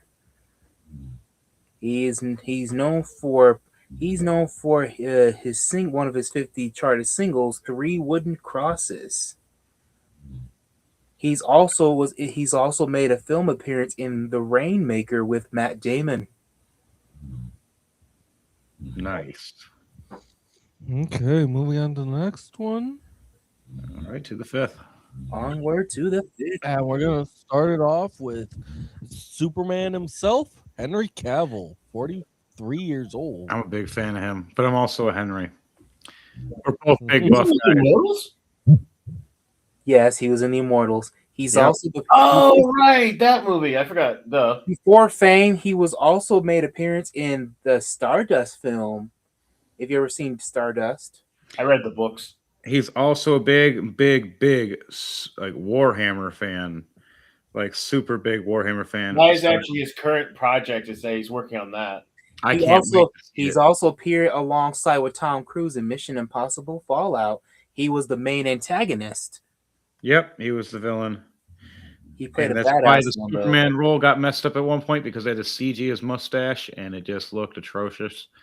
I didn't notice it at first until I rewatched it. Oh, mustache. But arguably, Man of The Steel movie- was actually good. It was just that Was. when they dipped in the Batman vs Superman film and Well, Justice when they League, did the director's one properly, like the long one, that was good. the director's cut. Yeah, that was fixed. That was like very long, and it was just better. Okay, how about this one? Karl Marx, philosopher, died in 1883. He's the one who wrote the Communist Manifesto. Yeah, he's the one Karl that Marx. we have a lot of problems with because he wrote something that wouldn't make sense in this world because Marxism's not a good thing. Well, the thing is that the communism was really designed for places like he was designed it for places like Germany, you know, a landlocked country that has has very little natural resources. Communism just shouldn't be a thing. It's usually involves lots of slaughter, death, and murder. That's only good for like a small controlled environment, but even then, it's still not good because socialism and communism. Why communism doesn't work for humans is because we are greedy, selfish creatures. It doesn't work for even animals, really. It works for ants. And ants for the beehive. are a hive mind, and they are all slaves to the queen. That's the difference. They all know they're playing their part, and that's the problem with communism. Humans have their own individuality, and if you don't break their individuality, you can't run that kind of stuff. That's why they've been trying to make it so they just destroyed everything and make it so we're all like idiots. No, it's not going to work. Communism's not good. I've studied it for years, and it just. I used to have a copy of the Communist Manifesto. That's terrifying that you even have that. I've read them, but I never own one. Look at China. You can't say a thing without being arrested. You can't make a joke without being arrested. I'm a big Chinese fan. Like I love China, but I don't love their politics whatsoever. It would be interesting to see. Used to be that it used to be you got in legal trouble just for owning the Communist Manifesto. Yeah, because that means you were a communist, meaning you were a traitor to this country because our country is not communism, it's capitalism. And capitalism works because we couldn't have the show we have today without capitalism. We couldn't make money without capitalism. We'd be stuck all sharing, and the guys that are working their hardest have to trickle down their money to the people that aren't doing shit. But that's a history note we can talk about later for our later segment. Let's do a couple more, though. How about John Rhys Davison, 82? Johnny, you took that one. Best known for his critical role as Gimli in the Lord of the Rings trilogy. Fun fact about that: there's that scene in the second movie when he's going, I can't see anything. What's going on? It's like, would you like me to describe it to you, or would you like a box? The funny fact is, he's actually taller than Orlando Bloom. He's taller than all of them. He was like the tallest guy in the whole set. That's why and that's why it was so funny, because it's like you're making fun of him because he has to be on his knees the entire time. You know, he's taller than you are. Well, that was the comedy part that made it even funnier, because it's like if we had you play a dwarf character, even though you're the tallest guy in the crew. You tower over all of us naturally as a giant, but in all reality, if it came to a dwarf thing, you would have to play as a dwarf. You'd have to be like 10 feet behind us on your knees with boots on your knees to make you look like you're a dwarf the whole time. You're taller than us. And mic'd up and have your own specific mic as well. That's funny. John Rhys Davies is also known for playing Cassim, Aladdin's father in Aladdin the King of Thieves, Salah in the Indiana Jones films, and finally he's known for making an appearance in Aquaman and the Lost Kingdom. He also is in The Princess Bride too. Yep. He played in a series called Eureka. Really? Yes. Along with Sally Rich. If I'm not mistaken, doesn't he play or you said Princess Bride, right? Oh, I thought you said Princess Diary. Whoopsie. You're all right. I got one since Troopers. Wait, it was Princess Diary? It was Princess Diary 2. Okay, yeah, if I'm remembering correctly, wasn't he like the butler or something? No, he was a Viscount, I think it was. Okay. Well, let me see. I remember who played the butler. Let me see. He played. Yeah, it was Viscount Melbury. Okay. I have one. I remember. I have one for the fifth. Danielle Fishel, 45, TV actress. She's best known for both Boy Meets World and Girl Meets World as Topanga Lawrence Matthews. Yes, Girl Meets World. She is a Matthews now because she's now married with Corey Matthews. So yep, that's the only role she's known. Yeah, the main character from Girl Meets World is their daughter, played by Rowan Blanchard. Yes, which that her name's Riley Matthews. And hey, let's see. All right, now let's move on to May 6th. Ooh, we stretched this out way today. All right, we're kind of playing catch up. First, let's celebrate our happy birthday to DJ Thunderbass. That's our honorary and special one, and that's Save the Best for Last, ladies and gentlemen. Happy birthday to Thunderbass. Happy birthday, Thunderbass, our brother, and one of the men we can't do anything without. He's done a major power shock to the system. All right, he earns his keep, works harder than most guys. Literally, it's just all he's doing is working in the studio nonstop. Just like that image right there. Feels, man.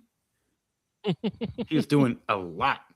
Ooh. Music, D&D, voice acting, martial arts, working out, training. He's doing it all. And he's running this show as we speak. Thank you. Let's not forget he's also acting. Oh yeah, he's in the new movie that we're working on for Knuckle Sandwich Studios, the Crime Syndicate, Paranormal Investigations, I believe. Mm-hmm. And organized crime. Paranormal. Yeah, we changed it again. That's what it was. Thank you. All right. I'm still behind on that. I've just been writing what's going on now. All right. But it's also thanks to Drew. He's doing a lot. Can't wait to do more. George Clooney, 65, movie actor. Oh yeah. Best known for his roles in ER, Ocean's 11, and Catch 22, and Batman. Which that Batman was a cash grab Batman, sadly. He also made appearances in Fantastic Mr. Fox, voicing the main character, Spy Kids 3, and of course, he also made an appearance in I believe there was another appearance, unless it was a special appearance. Oh brother, where art thou? Yeah, I love that movie. That movie was fun. Oh brother, where art thou? I like just the music and the singing. Just when a man of constant sorrow. That's pretty fun. Now I like the film too. Later. I got one. Naomi Scott, 33, movie actress. She is best known for playing in her British series Terra Nova. In 2011, she was in Lemon Mouth. And she appeared in the 2017 remake of Power Rangers as Kimberly. She appeared in the live-action Aladdin as Princess Jasmine, the reboot of the Charlie Angels film, and recent work she's been in Smile 2, along with Ray Nicholson, son of Jack Nicholson, and she's a singer that's known for her latest hit, Fig. I did not know that. How about this? Sherry Crowley, better known by her ring name Dakota Kai. Ooh. She's WWE wrestler and former member of Damage Control. Wow. All right. She's part of Impact now. Okay. I got one right here. She goes by Evie now. Okay, neat. I got one right here. Gabutra Sadbid. I can't. Gabri Sidbury. Thank you. 43 years old. I know her from originally the movie Precious from 2009. Also, I remember her in American Horror Story. I didn't know she was in Fox Series Empire though. She was Becky. Her hair was blonde at the time. Yeah, in American Horror Story, she was the human pincushion. I thought that was really cool. I think her biggest big break was Precious. Yeah, Precious was her big thing because sadly it fell under an actual like story to be told that happened to somebody, and it was based on a book called Push. Yeah. How about this? How about this? Detroit native Bob Seger, rock singer, 81. Oh, I missed that one. Good one. The one that brought us old time rock and roll. Yeah, that's a good one, man. How about James A. Janice, 37, YouTube star. He's best known for hosting his YouTube channel and show Dead Meat. For horror film fans in the Kill Count.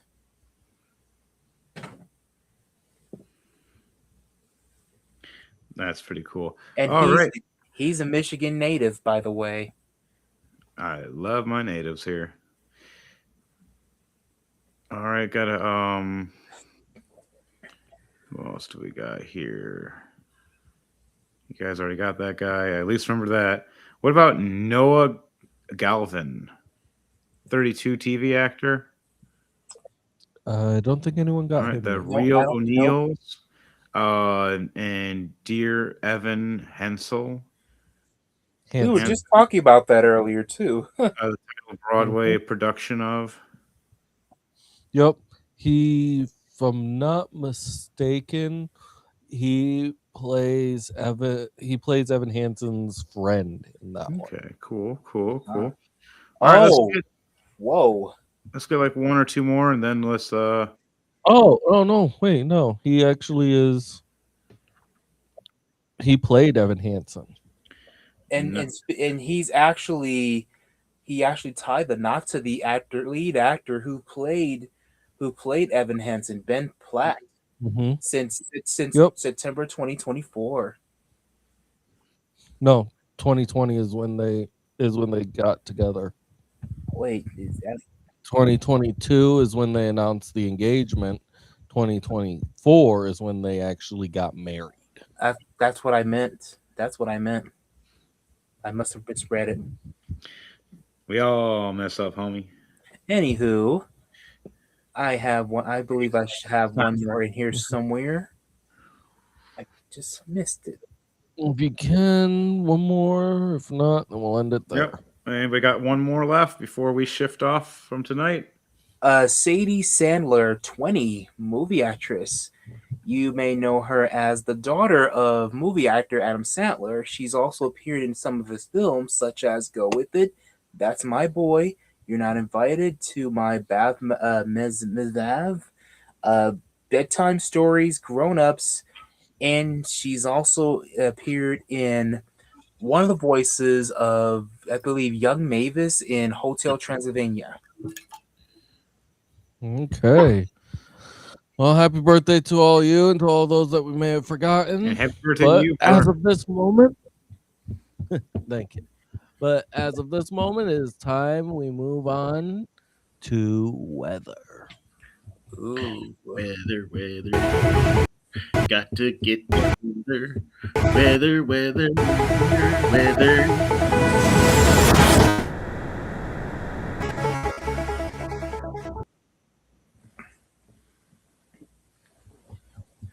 Oh man, we're all gonna die. Well, technically, you're not wrong. As floodwaters inundate parts of the Midwest, collapsed roadways swallowing this car today. I looked outside and there was heavy rain, and then all of a sudden it was up to the doors of cars. You can hear rain and hail pelting vehicles in Kansas. Powerful winds toppling tree after tree there and tangling power lines. Cameras captured floodwaters in and outside of the Milwaukee Brewers game, stranding baseball fans leaving Wednesday. I'm terrified. Claire Peterson from our NBC affiliate in Green Bay is on the ground in hard-hit Wisconsin. People are putting sandbags around their businesses as more rain is expected in this area come Friday. Dams in Michigan have been overwhelmed by unrelenting rain and snowmelt. The water level is just inches from topping the Sheboygan Dam, indicating a high probability of a need to evacuate, while a fast-moving storm brought a rare water spout outside of Seattle. And for tens of millions out east today, an early heat wave sending temperatures up to 30 degrees above Damn you, buffering! average, reaching record highs today in Philadelphia. Today's, as you can tell with that, today's topic is flooding. We are still on the storms. As lately, we have been getting a lot of flooding here in Michigan just due to the extensive amount of snow that we got in northern Michigan this year. And a lot of times it can happen out of nowhere. Low-lying areas that have rundowns or are close to rivers or lakes that can overflow can lead to flooding, and it can come out of nowhere. So always be vigilant. Always have good insurance, because you never know when it can happen to you.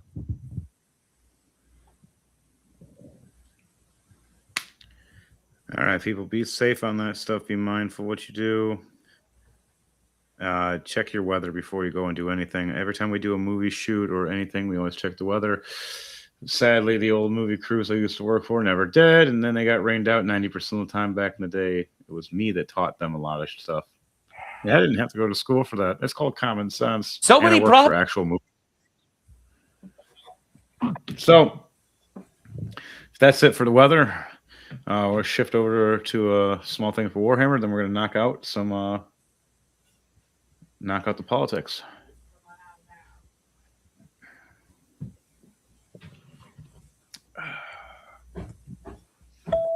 Thunderbase Studios. Back to you. I had to get things. Oh, it's fine. Oh. There it is. That went quicker than thought.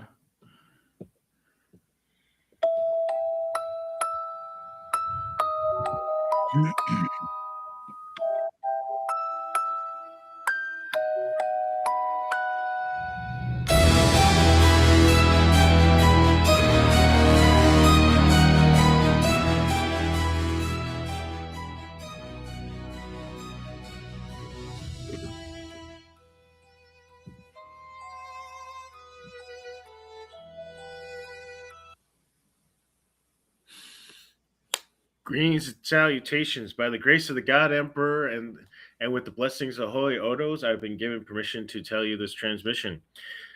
Today we are going to talk about the Emperor's finest warriors.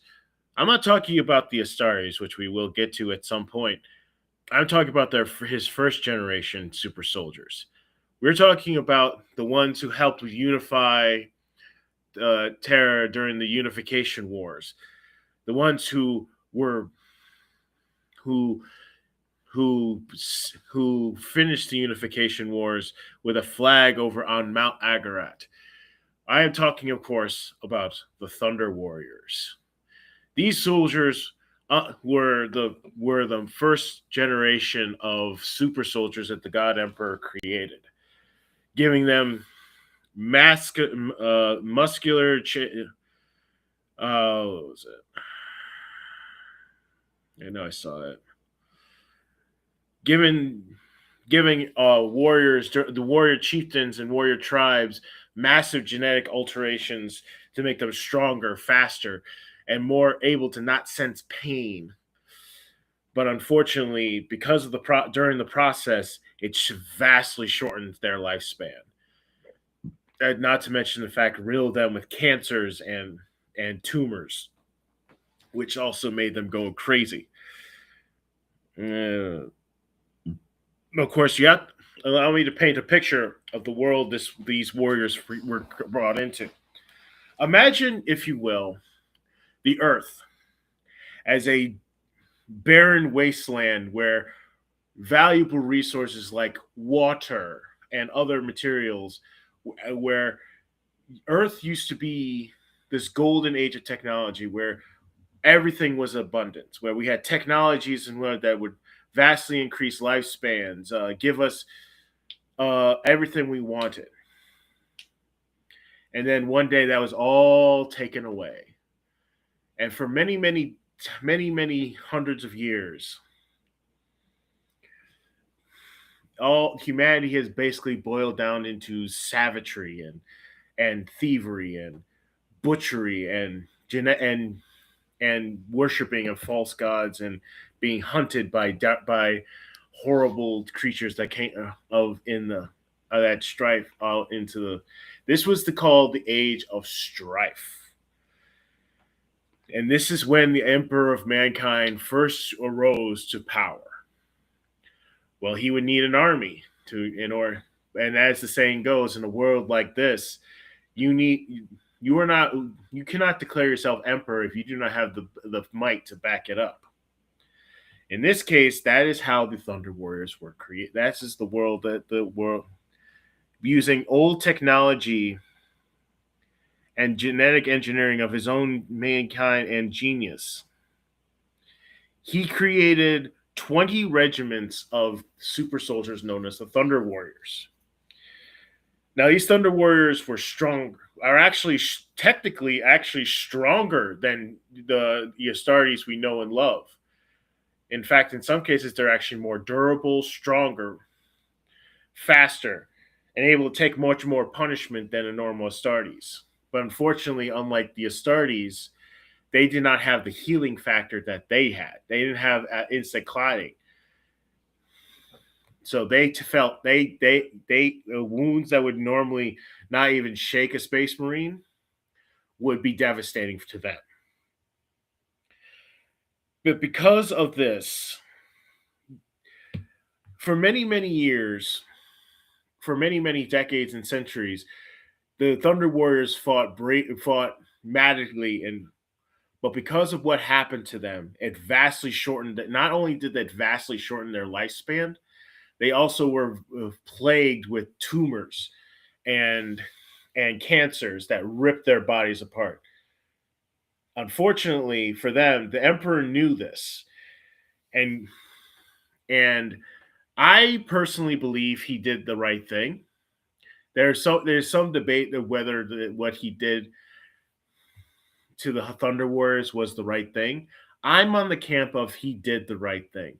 Instead of letting his soldiers who have fought bravely and in his name die of cancer and tumors that are just ripping their bodies apart, he gave them an honorable death in combat. Well, unfortunately for him, he did kill the vast majority at the end of. This happened at the final battle at a place called Mount Agarak, where a Thunder Warrior named, what was his name? Arkantarnus raised the final flag over, very much like Hiroshima style idea, where he just waved the Emperor's flag and placed it on top of these miles of corpses. At the end of this battle, with their ammunition depleted, tired, bloodied, and just tired, hurt, and bloodied, and going back to as they're celebrating, this is when the Adeptus Custodes struck and slaughtered them all. At least the ones that were there. Some did escape, like Artogas, and some did, but most did not. The vast majority of the Thunder Warriors died at the foot of Mount Agarak.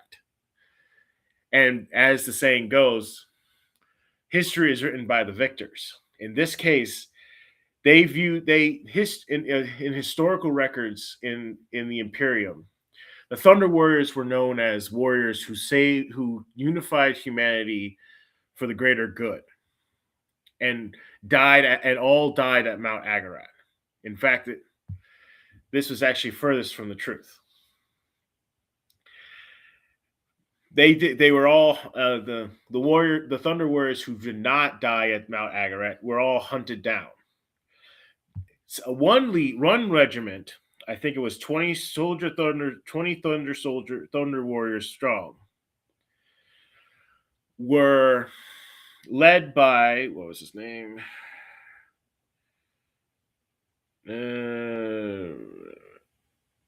Ukata Kashte, in attempt to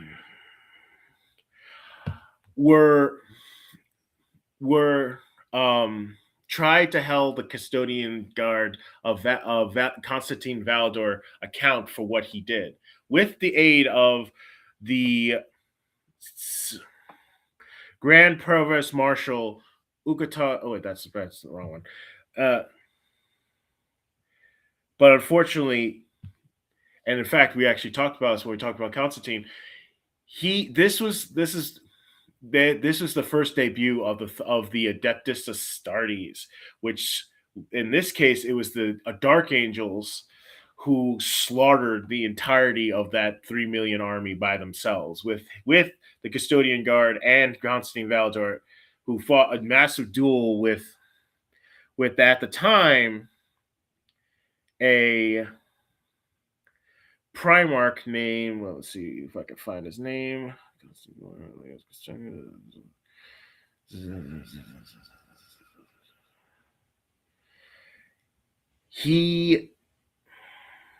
Ushatan. They were all killed. In fact, Ushatan even said, "I may have had a short life, but I at least did what I loved." He pitied Constantine Valdor because he had such a long life, but what's life worth living if you can't feel the life? Later on, another group of Thunder Warriors would be involved in a thing called the Cerberus Insurrection. Another legion, this time was also known as the War Hounds, which would later be called the World Eaters, was dispatched and slaughtered and killed them all to punish the rebellion, and really showed you how powerful the Astartes were. During the Horus Heresy, those Thunder Warriors who managed to escape the planet and managed to survive throughout the Horus Heresy, but unfortunately many of them died of their genetic problems and tumors. A few managed to find ways to survive, like Akatan Taurus, but he also died at the hands of the Astartes. Eventually, for all I know, as far as I know, there is only one Thunder Warrior left, and he is in the collection of Transit the Infinite. I wonder if Transit the Infinite will just make a bunch of clones of him. No, I doubt it. He's a librarian, not a scientist. He's a collector. He's basically the Warhammer 40K version of the Collector. Yeah, but he's a troll as well. I doubt he's going to let that Thunder Warrior go. He reminds me if Llama became a Necron. Basically, in the case of the Thunder Warriors, they were running the Mark I power armor. So basically, it's basically all of the power systems were up in the upper body strength and nothing in below. So basically, they were still fast, but they still had to carry all this big, powerful, heavy armor. So they were also using Mark I bolters, which were still devastating, but they were prone to jamming, they were prone to overheating, and their melee weapons were basically weapons they already had, or they just modified for their use. Okay. On that note, I'm going to shift off to some. You got any questions before we? I like the Thunder Warriors concept. It just they seemed obsolete, and it sucks. The problem with the Thunder Warriors is, yes, they were obsolete, but they were also cannibalizing each other just for parts to survive. It's basically the idea of a star that burns brightest has the shortest lifespan. So yeah. What the Emperor did with these individuals is he basically took their already natural abilities, dialed it up to 1,000, and then let them loose on his enemies. But the problem is that by doing that, he shortened their lifespan significantly. and they were all dying anyway. So it's just like he wanted to end them in a mercy kill instead of just letting him die, and instead of just discarding them and letting him die in a ditch somewhere. That's dark. But it is true. But it is honorable. All right. Well, on that note, we're going to go into some politics, guys.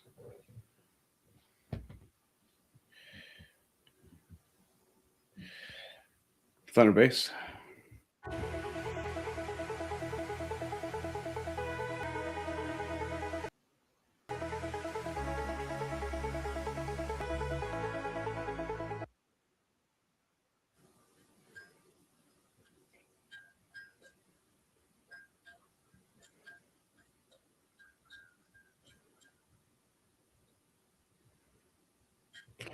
So we have a disclaimer that we're going to place up, and before we do this,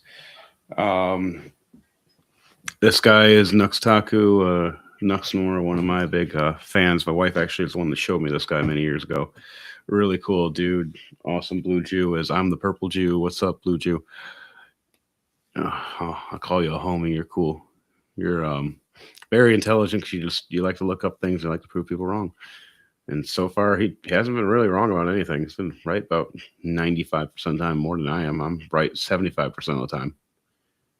The other 25% is just inaccuracy or misinformation, or I just didn't know. But let's play this and see what happens. So many problems are getting solved at the same time, thanks to something I like to call radical honesty. You acknowledge a lot of the lies. Right. You be honest. With very honestly, I think that's the best way to save civilization at this point. Iran is losing miserably. They decided to attack the United Arab Emirates, and they are about to find out big time. I don't think people realize the upon the Islamic regime over there. There were 2 more attempted assassinations on Donald Trump yesterday night. All right. This is insane. The UK, Europe, Democrats are waking up to the idea that, hold on, wait a second. I know we don't want to be racist, but if we import infinite morons into our civilization, it's actually not a very good thing. Trans violence is at an all-time high because they lie to you and tell you that they're women. And then you have, honestly, radical feminism, which is, in my opinion, one of the major cores that men and women are actually identical. Wow. Internet. All right. What? So South Bikers and dog supports his Islamic terrorist that needs to go. It's because oh my God, you are not ready for what's about to happen. Lock in, boys and girls. Iran effed up tremendously. Makes good money because he does that. Iran keeps starting wars and to keep losing. Out nearly 3/4 of Americans, including.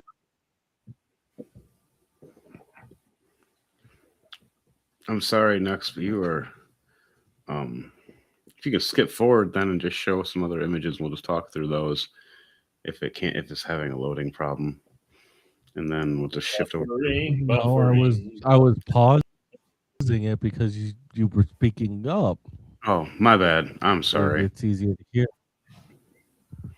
Go on then.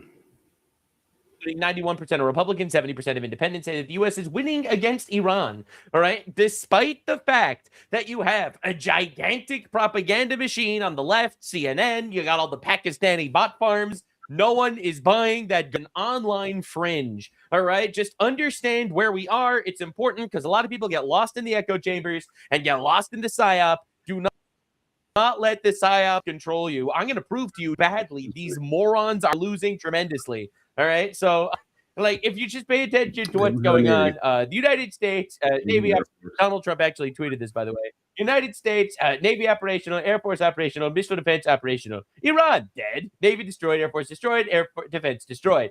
Just some little things. Now, I know your average libtard. All right, you got people crashing out on me, making 3-hour-long hit pieces on me saying, Nux doesn't understand the geopolitical difficulties over here. He's just a blue cartoon on the internet. He doesn't actually understand the ramifications of blockading Iran. Well, I do actually. it means Iran is going Yeah. to die. Right? And Iran knows that. So the United Arab Emirates is set to declare on Iran. Coalition totally insane, and it looks like it's happening. Now, the reason for this is the United Arab Emirates announced that Iran launched You 4 guys know cruise that? missiles. That Iran attacked their very own teammate, their United Arab Emirates. No, they're basically going scorched earth. Yeah, they're attacking everybody like they're just a flailing animal. And whatever's in their direction, they're attacking. They want to cause chaos and mayhem everywhere in the wrong kind of ways. That's just they're doing it to terrorize. That's the whole And point. look, it's not just that, but they're also doing it to punish America as well, because It's not punishing us; it's punishing them. They're hurting innocents. And they don't realize it's not hurting us; it's hurting them. And now everybody's turning on them. They're like, "Why is everybody mad at us?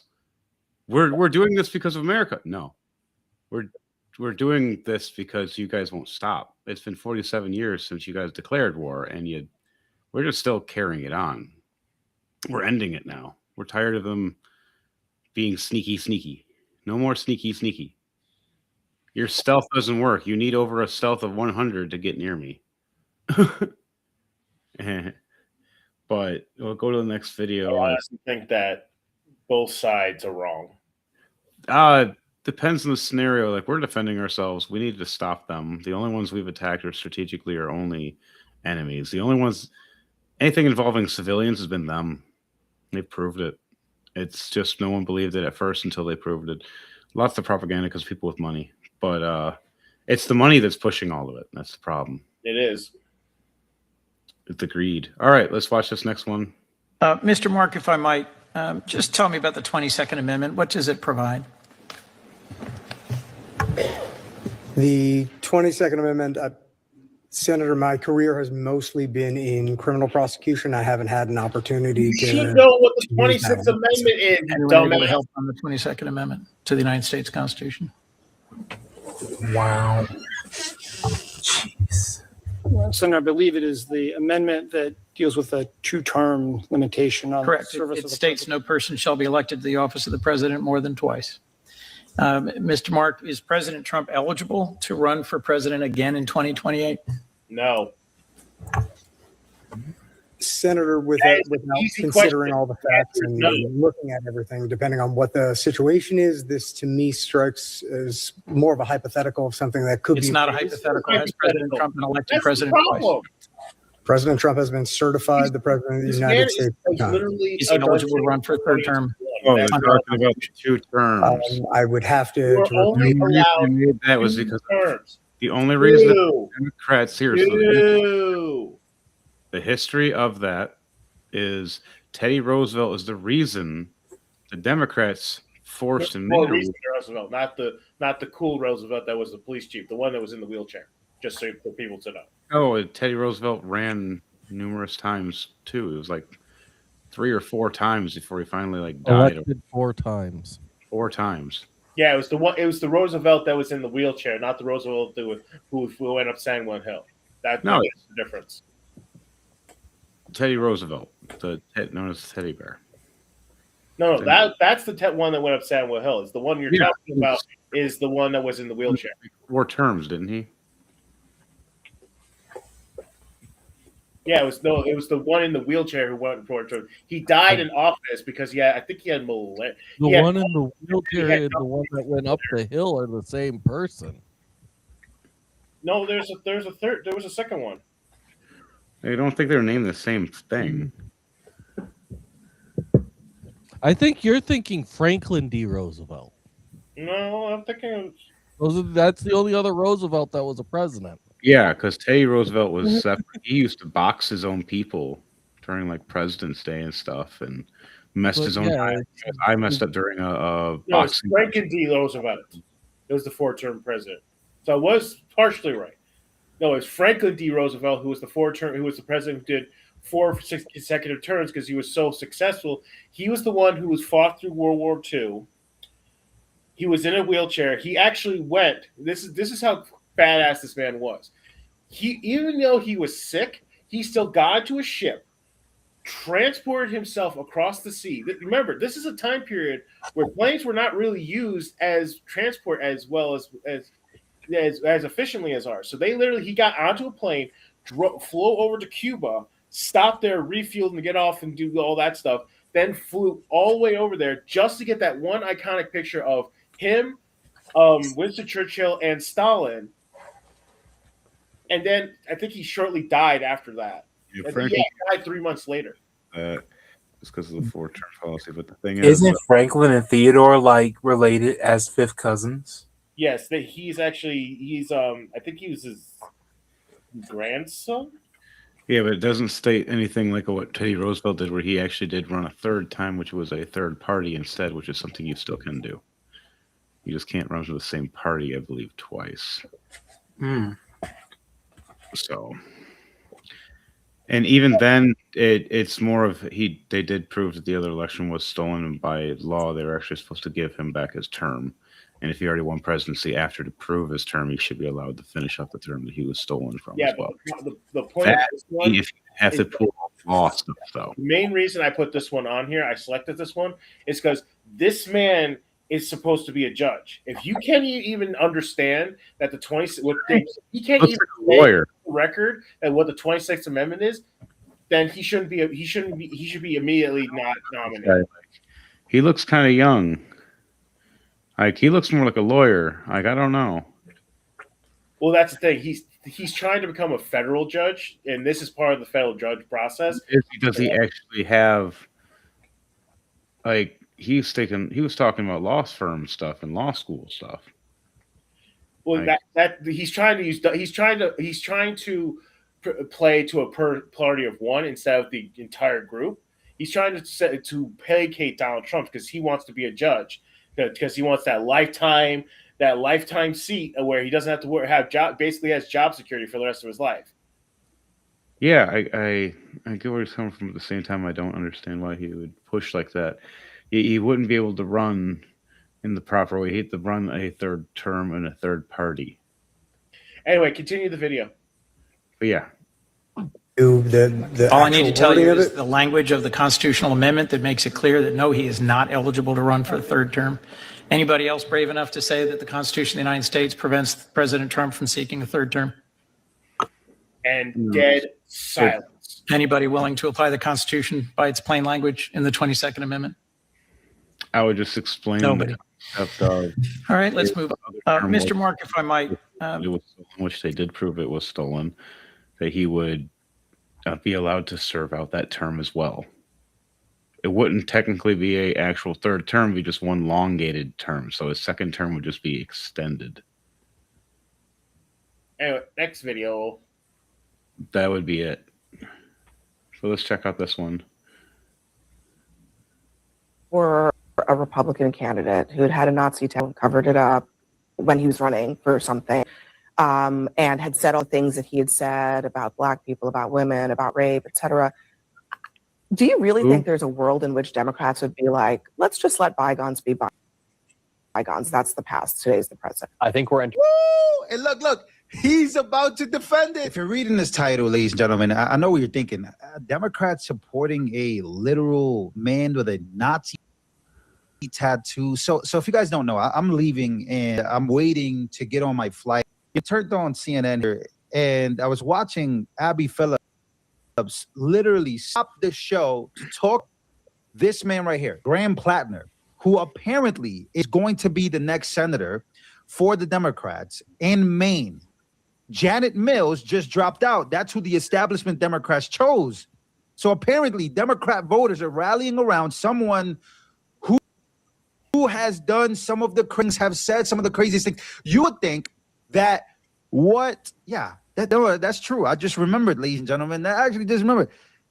Mamdani's girl, he's worse than that. Remember, Mamdani's girlfriend was caught on X, right, with her old tweets talking about and being racist, literally doing all this crazy stuff, which is what Democrats love to cancel people over. But when it comes to this guy, when it comes to Mamdani's girl, they won't cancel.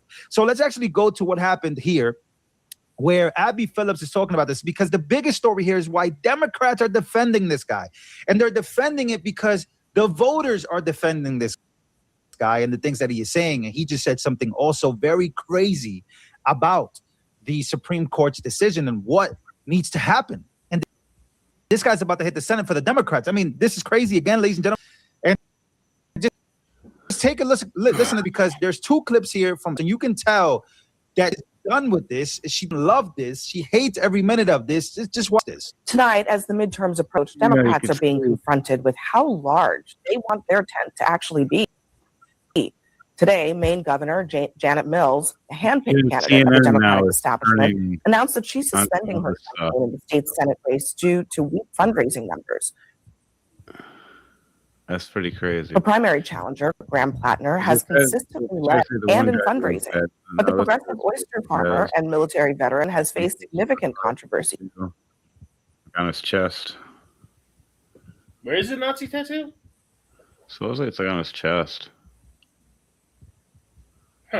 Over a series of offensive online posts he's apologized for, and a tattoo resembling a Nazi symbol that he's since covered up.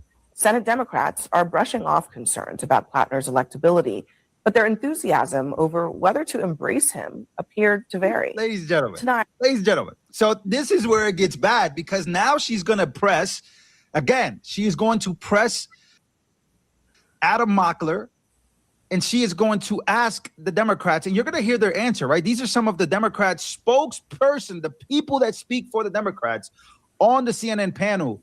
She's going to ask him about, yo, what are we doing here? Like, you guys know this is a terrible look for us. It's been a What about that one senator who had a video where he literally had a Nazi flag in his background? Yeah, if they did have that, then that person should be, talked to a little bit. I mean, if this guy has apologized for, I'm not defending him. I'm just saying, if the guy has apologized for his past action, if he's owned the fact that he's owned up to it and not trying to hide from it, the fact is that the real thing is what I really respect about that. I'm not saying what he did in the past was okay. I think that's abhorrent. But the fact that he has actually owned it and said, I know what I did. I apologize for it. I'm not defending what I did. And then he covered up that Nazi tattoo. I think that's very admirable. Yeah, that's their thing and their choice at the same time. But if they did something wrong or messed up, that's a different story. Symbolizing something you're probably going to get hate for, you should at least be prepared for. Well, yeah, that's the big thing is that if he knew he did this, he should have kept it covered up. Well, it's the fact that he's owning up to it is really what makes, because when was the last time anybody on either side has actually said, I fucked up, I apologized? There's a few people. Here's the problem, though. Sometimes when you apologize, they eat you alive. And he did do it live, didn't he? If I remember correctly. The point is, the people themselves are sometimes going to go after you for apologizing. And then they'll start falsely. If this were a Republican But yeah, we can skip on to the next one because it's candidate who'd had a Nazi tattoo, covered it up, or something, and had said all the things he had said about Black people, about women, about rape, etc. Do you really think there's a world in which Democrats would be like, let's just let bygones be bygones? That's the past. Today's the present. I think honestly, look, he's about to defend it.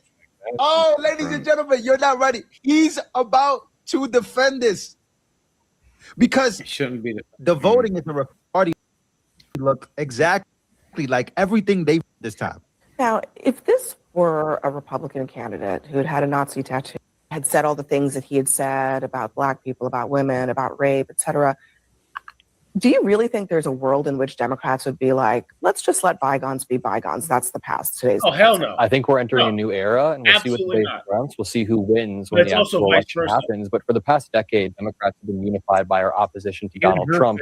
And now Graham Plattner has a forward-looking message. So if Donald Trump or if another Republican had a Nazi tattoo, I don't know. Donald Trump has dinner with Nazis. It's not that far from, happening. But there's also plausible deniability regarding Graham Plattner's tattoo. We don't know if he knew. We don't know what he knew. But it's not just paid and funded for. It's not just the Grand Wizard, $250,000 $100,000 or some shit, something ridiculous. Like, and there's proof on that. You know, follow the money. Mm-hmm. All right, let's check this one out. Welcome. Give a huge welcome to our very special guest today, Nux. Crazy. Oh, yeah. Welcome. Hello. Oh my God. Welcome. I was blown away when I seen that. How are we doing, guys? Anything going on in the world? I don't We're know. not I watching don't know. no Seems a video, little are we? quiet these days. Just the usual, Hello, explosions and boom booms and all the terrorists and with the camera thing sitting there, and like kind of shows like behind a fence protection or behind the walls. Dark. But yeah, death to America, death to to be like, it's insane, guys. We can check out this. There's a few minutes of it and everything. fair. Being a terrorist is like the highest civilian honor in Pakistan. It is actually. It is. They celebrate them. You gotta respect the grind. Oh my gosh! Wow. Well, thank you so much for being here, Nux. Really, really appreciate that. And first of all, I just want to say on behalf of all the Iranians who are watching and those who support us, thank you for using your platform to raise awareness about His Royal Highness King Reza Pahlavi. Really means a lot to us. You don't have to do that at all. So, my first question to you is, why? Why are you speaking out? And what made you decide to speak out about Iran and Iranians? It says it in a rude way. It's like me. I thought Che Jr. didn't like the war, so I immediately had to support it. I do it in a comedic way. Basically, I'm a simple man. No, but seriously. So here I am. I'm seeing all sorts of evil. Okay, I'm not going to swear on your channel. All sorts of evil things and shenanigans happening across the world. Nux, I will give you a break because I know you're spicy. Armin has the rule. Armin can't swear, but if you a few things here and there, I'll let it pass. So it's okay. Discrimination. All right, I'll do my best. Yeah, so I see real people getting oppressed, all right, and then I see, the tolerant left basically supporting the oppressors again and again and again. So, I'm not like I try to when Pakistan and India were getting into like beef last year. I covered that too, right obviously on the side of India in that instance. Like all of them. I try to be level-headed in general. I didn't bring up Prince Pahlavi. That's hilarious. Like, you just read the comments while he's talking, and there's like Nux, and just all these people talking, and just you don't realize how many people watch Nux. Like, a lot of people watch him. A lot of people just don't talk about it because they usually get yelled at. Like, how dare you? Why do you talk about this guy that says things? I like it. I grew up with friends like this. Tell you straight facts and don't care about your feelings and slap you in the face. Let's go get a drink and let's go spar, okay? All right, let's hit that. Because, I was trying to virtue signal. If I was trying to virtue signal, I would be, getting Anna Kasparian on my show to make fun of Jews or something. Justice, and I wanted to make okay, I'm not going to swear. I wanted to make fun of unscrupulous individuals, which in this instance was the gay penis penis not working. Where'd it go? We lost Thunder Base. Uh-oh. Thunder Base. Where are you? That's what Come back. That's what this type is. Boom shakalaka. That fits very well into the leftist sex trafficking, which is why they left the border open in America. That's crazy. It fits. It's perfect. It worked out great. Yeah, you can. So tell us a little bit about yourself, because one thing we want to do next is we want to introduce you to obviously our Iranian community, the Iranian diaspora. They're watching this right now. They're probably a little bit confused. They're like, well, who's this cartoon character here? So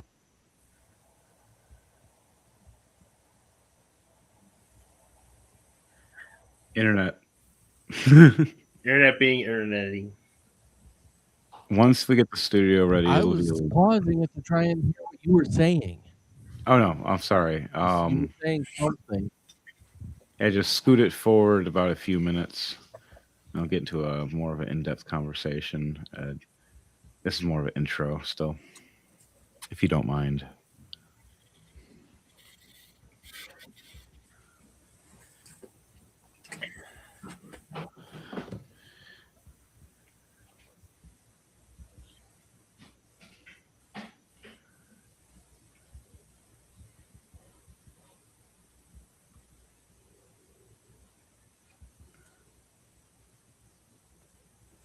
For sure.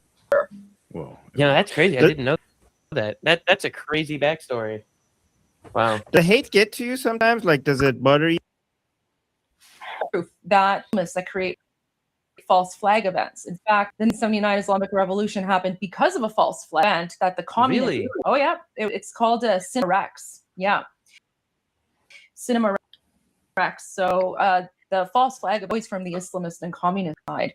Unfortunately, My favorite part about the false flags is like these guys will be like, "I will blow you up," and then they'll blow you up, and then they'll be like, "Oh, it was totally Israel, guys. It wasn't me. I was not involved. It was Israel." But then they'll celebrate the explosion. All right. So it's Am I supposed to sit here and take you seriously? Have you seen all of the TikTok videos? Have you seen all the TikTok videos of the leftists being upset that the assassination on Trump failed again? Like those, so they'll be sad that it failed, and at the same time they will say that they'll be like they'll all be like, yeah, we want to kill him, we're gonna try to kill him, someone tries to kill him, that was fake, that was the Jews probably, but still we have to try again and not miss next time. Like so I've just come to the conclusion that they just use words as weapons. They don't actually believe the things they say, and it's a much healthier mindset. You know, like when they'll try to be like, Trump is criticizing Jimmy Kimmel, he's going against freedom of speech, and it's like, excuse you banned Trump from the internet while he was the sitting president. Saying he's tired. All right, yeah, we can cut off from that one. Go to another one. Shorten this up.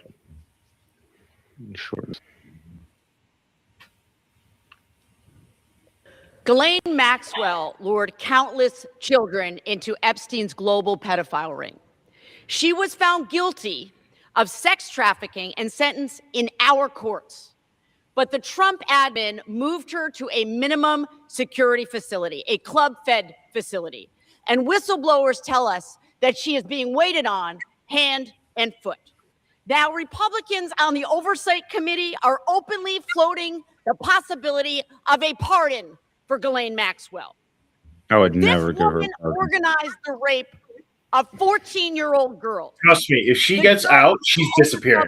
Said, quote, the evidence established You'll that never Ms. find her. Maxwell directly and repeatedly and over the course of many years participated in a horrific scheme to entice, transport, and traffic underage girls, some as young as 14, for sexual abuse by and Jeffrey Epstein. Obviously, she should not be in a cushy minimum security prison. She should not be pardoned. She should not be getting privileges that most other prisoners wouldn't get. She shouldn't have a dog. She has a dog. I am a victim of horrible things that happened, you know, with older people being young, messed me up. And I'm glad I fought everything and went through my own like psychology quest. But like it messes you up and you're not the same anymore. And you don't take someone's innocence. Well, it's not just that, but it's a slap in the face of all the victims as well.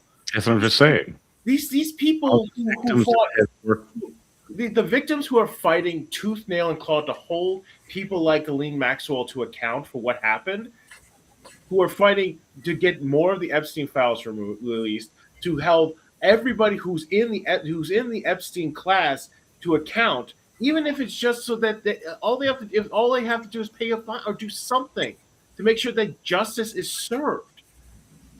Yeah, Fighting tooth, nail, and claw to get this done.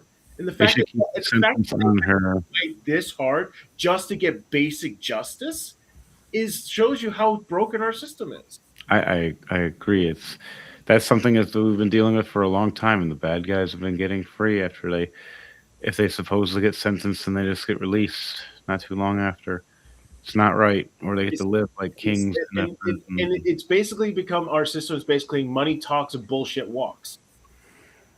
It's what our justice system has become. Unless they're just doing this purposely to make her talk.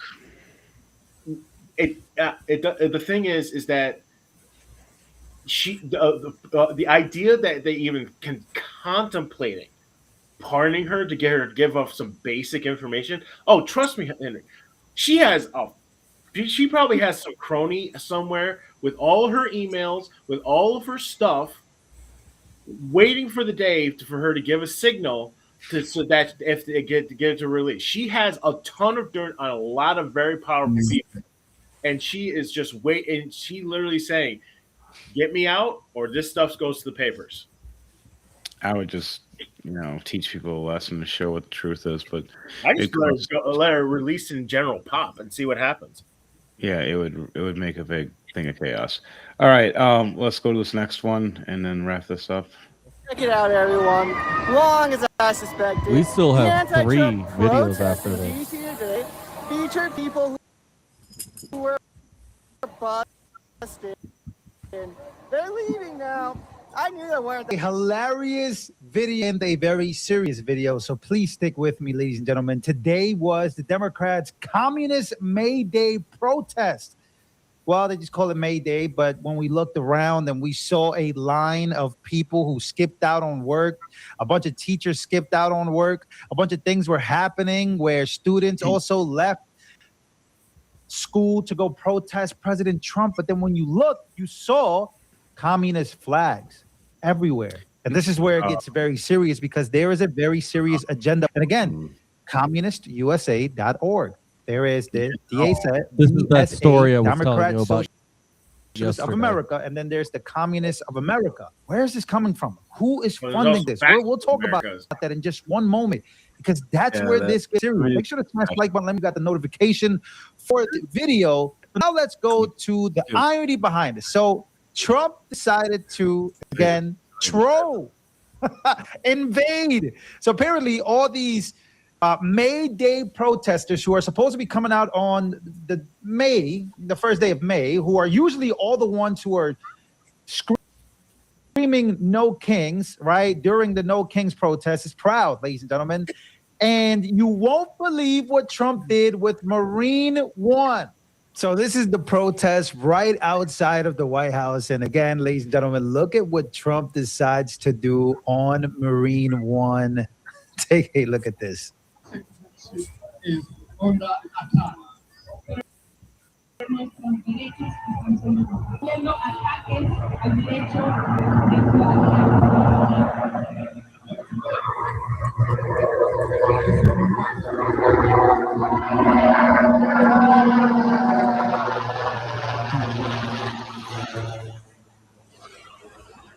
Why helicopter overhead? Flying it low, so the noise drowns out what they're saying. So you can't do anything. And then you saw some of the protesters were just sticking their middle fingers up, and they were so mad, they were cursing, but you can't really hear them because, Marine One is very loud. Look at them. Look, they're all mad. Look, they're all sticking their middle fingers. They're very sick to their stomachs as, again, the president does a round trip around their stupid protest. What, again, I don't even know what they're holding. Is this a boat? What is this? A bunch of liberals outside in front of the White House protesting today. Apparently, again, this is insane. Chicago public school teachers. Again, this wasn't just happening in the White House. This was happening everywhere. Chicago public school teachers encourage students to ditch class and attend communist protests today. These corrupt teacher unions need to be broken up. Enough is enough, right? To make it even worse, students were brought to the protest themselves on taxpayer dime. So this was happening again all around the country. Just take a listen to this. I talked with one young man who said his teacher encouraged out another term for skipping school to participate in the best. His name is Cody West. Here's what he had to say. Did your teacher encourage you to walk out? Yeah, most of the teachers were pretty on board with the idea. So, really? Yeah. Why? Well, because originally it was a protest for the union. So they were pretty on board with it because they are part of the teachers union at the end of the day. The teacher said just walk out of class so you could be... Not necessarily, but there were some teachers that were like, it's a walkout. You guys can just go protest, go. Now there are some 600 organizations across the nation with about $2 billion operating revenue who have been organizing some 3,000 protests in different locations across the nation. One of the places that they're getting funding is from Neville Roy Singham. He's an American billionaire, or millionaire, I should say, a tech guy. He denies that he has any links to political, but he has participated in activities with the Chinese Communist Party, and his wife is the founder of Code Pink. So you have the numbers out here. Classes are going to start letting out in Chicago public schools in a half hour. Ladies and gentlemen. Yeah, that's conflict of interest. Jeez. Teachers should not be telling students to go to these protests. No, like, stupid. Which I find completely stupid. They're supposed to remain neutral. Supposed to remain as just educators. They're only supposed to educate. Instigators. Then you're encouraging students to doing stupid things instead of getting their education. Yep. And then instead of learning, instead of being installed early to be brainwashed at a young age, it's better to let them learn the knowledge and then figure it out for themselves when they're of age. They don't get screwed.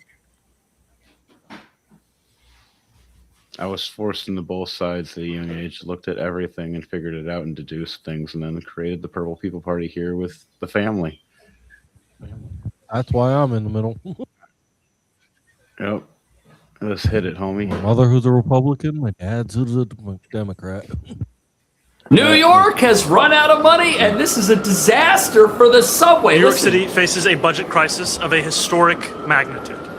We inherited a deficit larger than any since the Great Recession. Why don't you fix it? Years of mismanagement and chronic underbudgeting, alongside a structural imbalance between what New York City sends to the state and what we receive in return. So what are you going to do? You damn well. Have taken a toll. We close this deficit with savings alone. And we need a structural you're reset the in one our taking all the money relationship and with the state. That is the only way to meet our obligation to pass a balanced budget. And to do so without imposing a financial burden onto the backs of working people. I'm glad to partner with Speaker Menon as we call upon Albany and deliver a balanced budget. Together, we are extending the executive budget deadline from this coming Friday until May 12th. Just so you understand, to balance out the high spending, they need more money from somebody else. Meanwhile, city services like police and the subway are imploding. The executive budget deadline from this coming Friday until May 12th, because a Where's crisis the of money this scale cannot be solved without state action. I want to be What clear. did you do with it? We are not simply asking others to act. New York City is doing our part. We are committed to governing with the fiscal responsibility this moment demands. Speaker Menon and I have already identified meaningful savings. Like what? And we will continue that work carefully, deliberately, and without cutting the service line. savings coming from? But we cannot do it alone. Yep. As he just bought how many $1 million a house? Right when he became mayor? Mm-hmm. And then he spent a bunch of money? Doesn't the mayor already have a house? Doesn't he? He did. And then right when he became mayor, he bought a like 3-point-something million house. No, that's what I'm saying. It's like, wouldn't the mayor? Doesn't the mayor get automatically? Isn't it like the presidency where you get a house where you get to stay at the White House? Isn't it like a mayor style of that or something like that? There are some he chose his own. Hmm. And spent taxpayers' money. And there's numerous things. No free buses. He lied about the buses. He lied about everything. And then also when you check the voting, he rigged the election. I mean, Devontae, if you don't want to avoid this, it's fine. I don't care. Yeah, if you wanted to skip these last two, that's up to you, brother. We're all getting tired. I say we just skip them because wanted it's to already. finish. One of them, I mean, the last one I put in is the one that's for the actual title of today's show. Oh, well, then Okay. never mind. We should Carry on. probably just finish these last two. There's only two. Okay. All right, let's do it then. It says the Pentagon.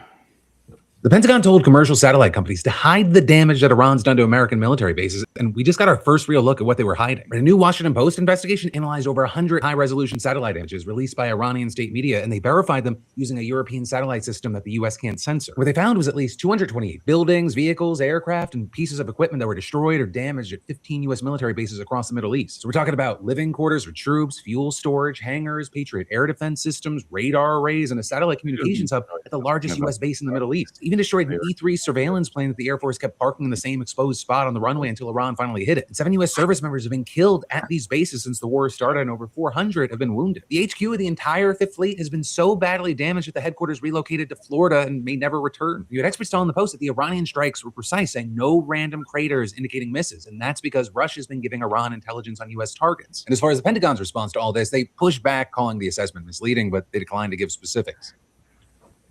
I'm assuming that's why he made a short clip and just left it on a question note, because he's hoping people will just digest and not understand. It's more of a. This last one's actually from a future Purple member. Oh, interesting. So things are going much worse for Democrats than we thought. California is flipping red, and they are so dead to try and prevent it that they are turning on others. The panic first set in when they realized the race is about to be decided by two Republicans. So the Democrat establishment released its cornucopia of blackmail on Eric Swalwell to force him out of the race and try and consolidate the Democrat vote. And now they're doing the exact same thing in Los Angeles after the Republican candidate for mayor, Spencer Pratt, has seen a meteoric rise in the polls. A random phone call was just leaked exposing the current mayor of Los Angeles, Karen Bass, who's also running for re-election, seemingly admitting that the man-destructive Palisades fire was an inside job. She was aware of it and prevented anybody from trying to stop it. This wasn't a coincidence. This is the Democrat machine fighting for its life. As always, like the video and subscribe to the channel. But let's start with a leaked phone call from Karen Bass. The situation is very dangerous. And I would never do. I will take the criticism before I do a publicity stunt. And frankly, a press conference at this point in time would just be publicity. I think the neighbors, the property owners, yeah, and the residents. I mean, 41,000 people live within a square mile here. Yeah, Two-family apartment. But they want to hear that something's going to be done. They want to know it's recognized. But they want to know it's recognized. Exactly. But if I have a choice between that and compromising something, I just have to go along with it. It's not my area of expertise. I want to make sure that you are safe. And hopefully you can read in between the lines. I would hate just, and it's hard for me to tell you this. First off, you shouldn't have hired her, Karen. Hold tight. You will understand. Horrible. Yeah, I don't know. All thing I can say is it just doesn't sound right. It sounds like it's some shady stuff going on. I wouldn't trust it. Like, hopefully, things get corrected after all these years of a Democratic rule in California, and look how much of a shithole they became. Same thing with Minneapolis and New York. And it's just because there's corruption there. It's like, look at Chicago right now. Their mayor. I've been to Chicago. Done a lot of shows and events. Yeah. Beautiful city. Not the best of people. Not at nighttime, especially. So can you name a city that's good, that's safe at night? A few. Denver. There used to be people like us that used to run the streets to make sure bad people didn't do stupid things. But there are some nice places. The suburbia areas are like that. My wife lucked out in those kind of world times in like Florida and everything. Never really ran into any problems or issues, which is crazy. Me, constant conflict. I thought it was me. No, it's just the areas I've been in. But all right. Now we go off to the spinoff. Now, for you guys' understanding of politics, there's the left side, which is blue with a donkey. There's the right side, which is red with an elephant. For us, we chose purple for the Purple People Party with a American bald eagle. Instead of a corrupt donkey and a forgetful elephant, we have a fruit grape. And we are the melting pot. And the people that are running and going for office are people like us that, you know, I'm a person that came from the ghetto, came from the hood, came from the rough, and built myself up doing everything I can. Had people slander, lie, defame, talk a bunch of crap, screw me over, use me, owe me a bunch of money. And at the same time, all I did was become a better person, stronger than ever, and help create this thing with you guys. And we all do this together as a family. It's the Purple People Party, for the people, by the people, of the people. And we're here to start anew in the middle, because there should be at least 3. No more two-party sport team thing. No more corruption. Minimum of 3. Yeah, it's make a solid 3 bare minimum, no matter what. Triforce effect works better that way. Yeah, Green Party's not doing hot. No, Green Party has fell apart bad. I'm sorry, I love green. It's my second favorite color, but purple for the win. Plus, it's by the people. That's the whole point. It's the people's party. Republicans are for the Plus, corporate. it's literally all of the colors of the American flag rolled into one. Republicans for the rich, for the millionaires, for billionaires. Actually, it would be lilac if you think about it. They're both controlled by the corruption of corporations and money. We are not. We are the people. We know how it is to be poor. We know how it is to live paycheck by paycheck. We know how it is to bleed every day and get our hands smashed and hurt. It's for the people that are they're always shifting left and right. We have our own group now, have our own team, have our own thing that's more American than what they ever could bring. Why not the free brave bird? Why not the yin and yang? Why not a mix of red, white, and blue making a violet purple? We represent the middle for a proper reason of you need balance. When you have a scale that weighs good and evil, what's in the middle? The scale. The people there are more of than the other sides. And the people need to stop shifting between choosing lesser two evil stuff. Like I appreciate certain things Trump's done. I don't approve of everything, but that's just me. Everybody has their own choice. But I definitely never approved of anything Biden did, or Obama, or other presidents prior to him. Most of them I didn't like. The ones I liked was like Lincoln, Washington, and Teddy Roosevelt. Those were my man. And then now I like Trump for a lot of things. At the same time, he does his own thing. I remember him on TV. That's where I know him from. TV and movies. It's cool then. But the next thing we go off to is the GMK, Gray Mercenary Nights, where we do our meetups, Discords, and everything else. We chat, run away, and do things for like D&D, which is our next thing that we'll get to in a second. But as the show we have here is The Chaotic Minds every Wednesday at 8 p.m. to around 10:30. We run our crazy, chaotic show with each one of our unique minds making a chaotic conversation. Trooper? We will not, unfortunately, this Sunday, we will not be doing D&D this weekend, this Sunday, because it is Mother's Day, and we want to be with our families. So, sadly, we will not be doing D&D this week. So, it's for all you mommies out there. Happy Mother's Day, though. Yep. Dominant Visions, anything for you?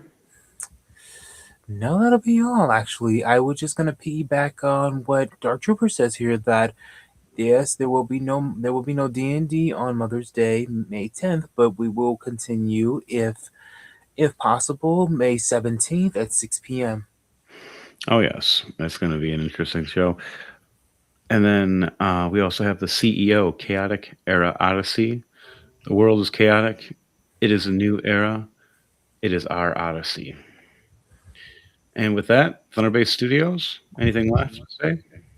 Once again, this has been the Chaotic Minds. Don't forget to tune in next week at 8 p.m. Eastern Standard Time for the next episode of the Chaotic Minds. My name is Devontae Ewing, aka DJ Thunderbase, and I have been your host for the evening. Thank you and good night.